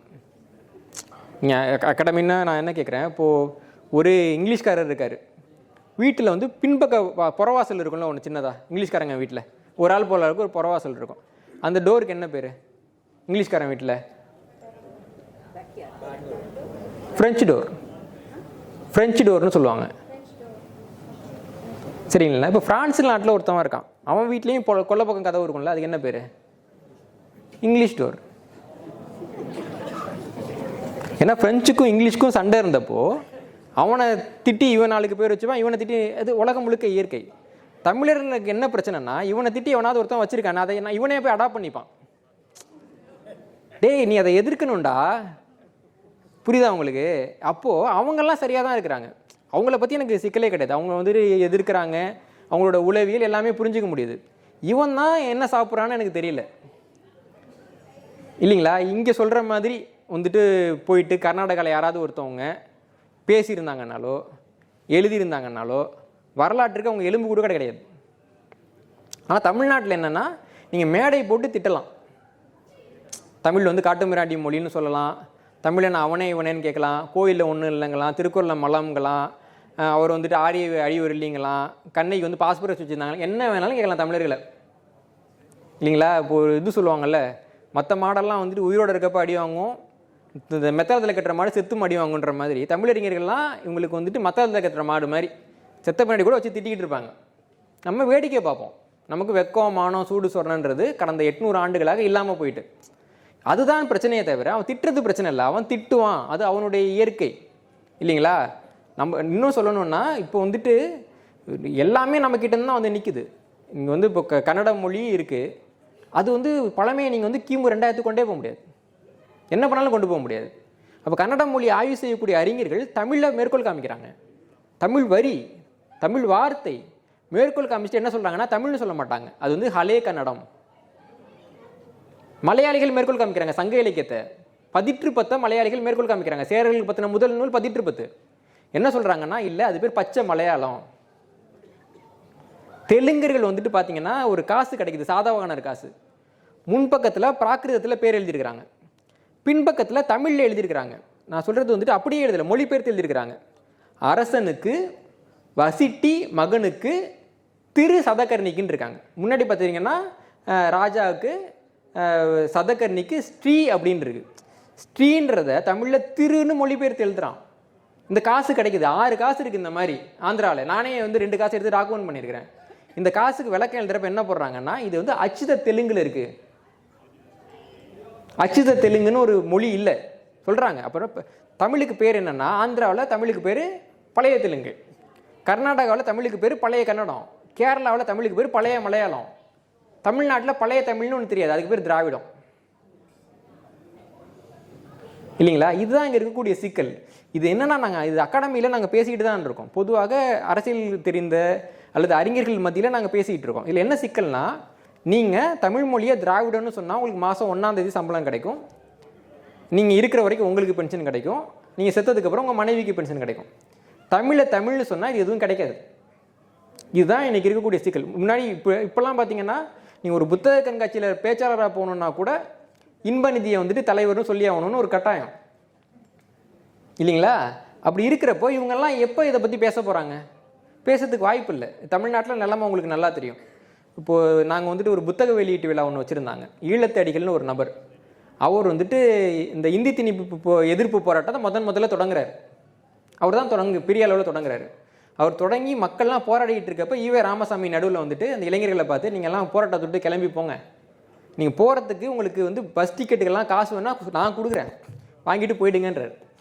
உடனே ஈழத்தடிகள்லாம் வந்து அப்படிலாம் பேசாதீங்க மக்கள் போராட்டம்னு சொல்லி போராடி அப்புறம் அந்த இந்தி திணிப்பு வெற்றி பெற்ற பின்னாடி இப்போ என்ன சொல்லிட்டாங்கன்னா ஈவே ராமசாமி அவர்கள் தான் இந்தியை எதிர்த்து போராடினார்.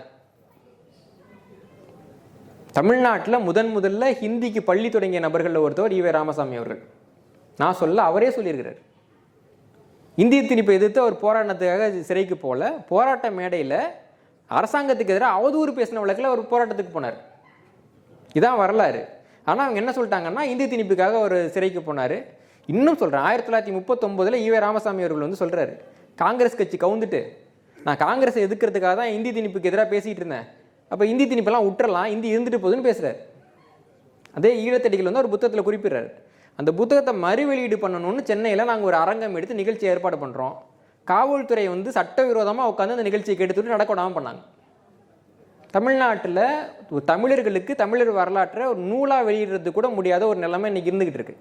அப்போ இவ்வளோ அடித்தட்டிலே இப்படி இருக்குது அப்படின்னா மற்ற யார் இதை பேசுவாங்க, மற்ற யாருக்கு பேசுகிறதுக்கு துணிவு இருக்குன்னு எனக்கு தெரியலை. அதனால தான் நாங்கள் வந்துட்டு பொது வெளியில், ஏன்னா இது கூட பார்த்தீங்கன்னா ஒரு 3 பல்கலைக்கழகங்கள் இணைந்து நடத்திட்டு இருக்காங்க. இதுக்கு முன்னாடி ஆஸ்திரேலியாவில் போயிருந்தோம், கிரீன்லாந்து யூனிவர்சிட்டியில் நான் இது சம்மந்தமாக பேசியிருக்கிறேன். இது அதற்கு முன்பாக நான் தமிழ்நாட்டில் நிறைய பல்கலைக்கழகங்களில் பேசியிருக்கிறேன். எப்படின்னா 1921க்கு முன்னாடி, நான் திராவிடத்தை எதிர்க்கிறதுக்கு முன்னாடி நான் நிறைய பல்கலைக்கழகங்களில் அழைக்கப்பட்டிருக்கிறேன். எனக்கு அரசாங்க விருது கிடச்சிருக்குது, எல்லாமே கிடச்சிருக்குது. இப்போ தமிழ்னு சொல்லிட்டோம் இல்லைங்களா, அதனால் நமக்கு அதெல்லாம் கிடைக்கல. இப்போ இப்படி இருக்கிறப்போ உங்கள் கருத்து எவ்வளவு நியாயமாக இருந்தாலும் எப்படி அதை உங்களை ஆதரிப்பாங்க? சாய்நாத் அப்படின்னு ஒரு பெரிய பத்திரிகையாளர் இருந்தார். அவர் தான் முதல்ல விதர்பா பகுதியில் விவசாயிகள் வந்து தற்கொலை பண்ணிக்கிறத ஒரு செய்தியாக்குனார்.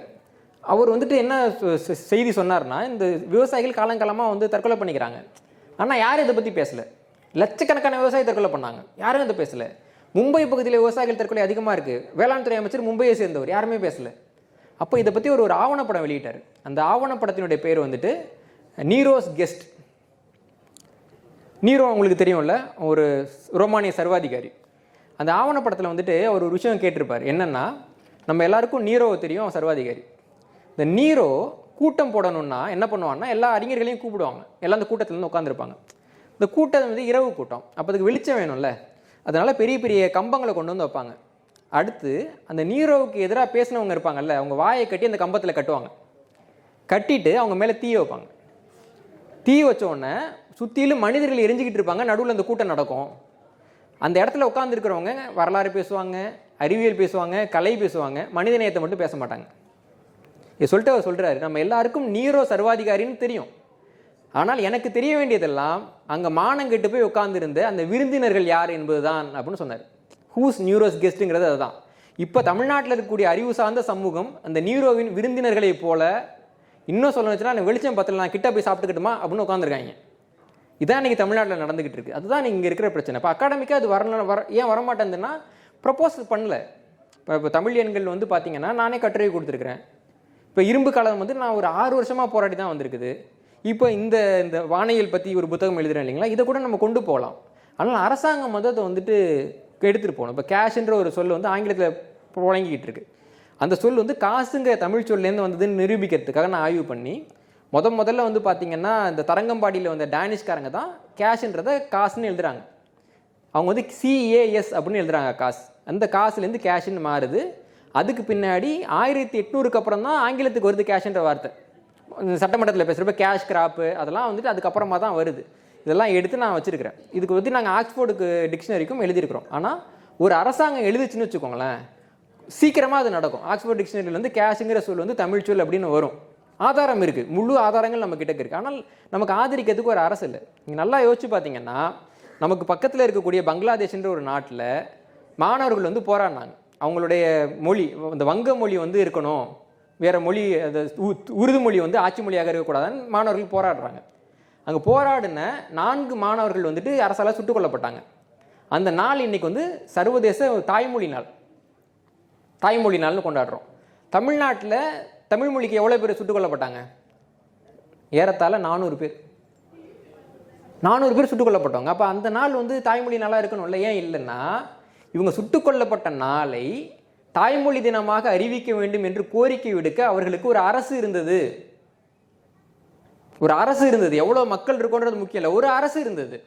10 பேர் 5 பேர் இல்லை, ஒரு அரசு இருந்தது. ஆனால் நம்ம எத்தனை பேர் செத்தாலும் எத்தனை லட்சம் பேர் செத்தாலும் நமக்கு ஒரு அரசு இல்லை. நமக்காக யாரும் ஐநாவில் முறையிட மாட்டாங்க. தமிழ்நாடு அரசாங்கம்ன்றது ஒரு மாநில அரசாங்கம், இந்திய அரசாங்கம்ன்றது தமிழர்களுக்கு எதிரான ஒரு அரசாங்கம், யாரும் முறையிட மாட்டாங்க. எவ்வளோ பேர் நடந்தாலும் வாக்கெடுப்பு நடந்துச்சுன்னா இந்திய அரசாங்கம் இலங்கைக்கு ஆதரவாக வாக்களித்து இலங்கை இந்தியாவினுடைய நட்பு நாடுன்னு தான் சொல்லும். தமிழ்நாட்டில் இருக்கிறவங்க பார்த்தீங்கன்னா அவங்க வேற யாருக்காவது ஓட்டு போடுவாங்க இல்லைங்களா? அப்போ இந்த பிரச்சனையெல்லாம் இந்த மக்கள் புரிஞ்சுக்கிற வரைக்கும் நமக்கு எந்த ஒரு நல்லதும் நடக்க போகிறதில்ல. இப்போது இந்த தேர்தல் முடிவை பார்த்தோன்னா எனக்கு ஒரு நம்பிக்கை இருந்துச்சு, இப்போ அடுத்து வர்ற தலைமுறைக்கு கொஞ்சம் அறிவு இருக்கும் அப்படின்ட்டு. தேர்தல் முடிவை பார்த்து நம்ம தான் திருந்தணும் போல இருக்கு. அதனால் சொல்லுவாங்கல்ல, நேற்று ஒரு தோர் கேட்டிருந்தார், இந்த உலகத்தில் வந்து மாற்றத்தை முன்மொழிந்த யாருமே அவர்கள் வாழும்போது பாராட்டப்பட்டதே இல்லை அப்படின்னு. அதான் உண்மை இல்லைங்களா? இருந்தும் நம்ம எதுக்கு சொல்கிறோம்னா, யாராவது ஒருத்தவன் என்னைக்காவது ஒரு நாள் உப்பு போட்டு சாப்பிட மாட்டானா அப்படின்ற ஒரு நம்பிக்கையில் சொல்கிறோம். நடக்குதான்னு பார்ப்போம். இப்போ நூல் வெளியீட்டு விழா இருக்குது, தொடருவோம். நன்றிங்க.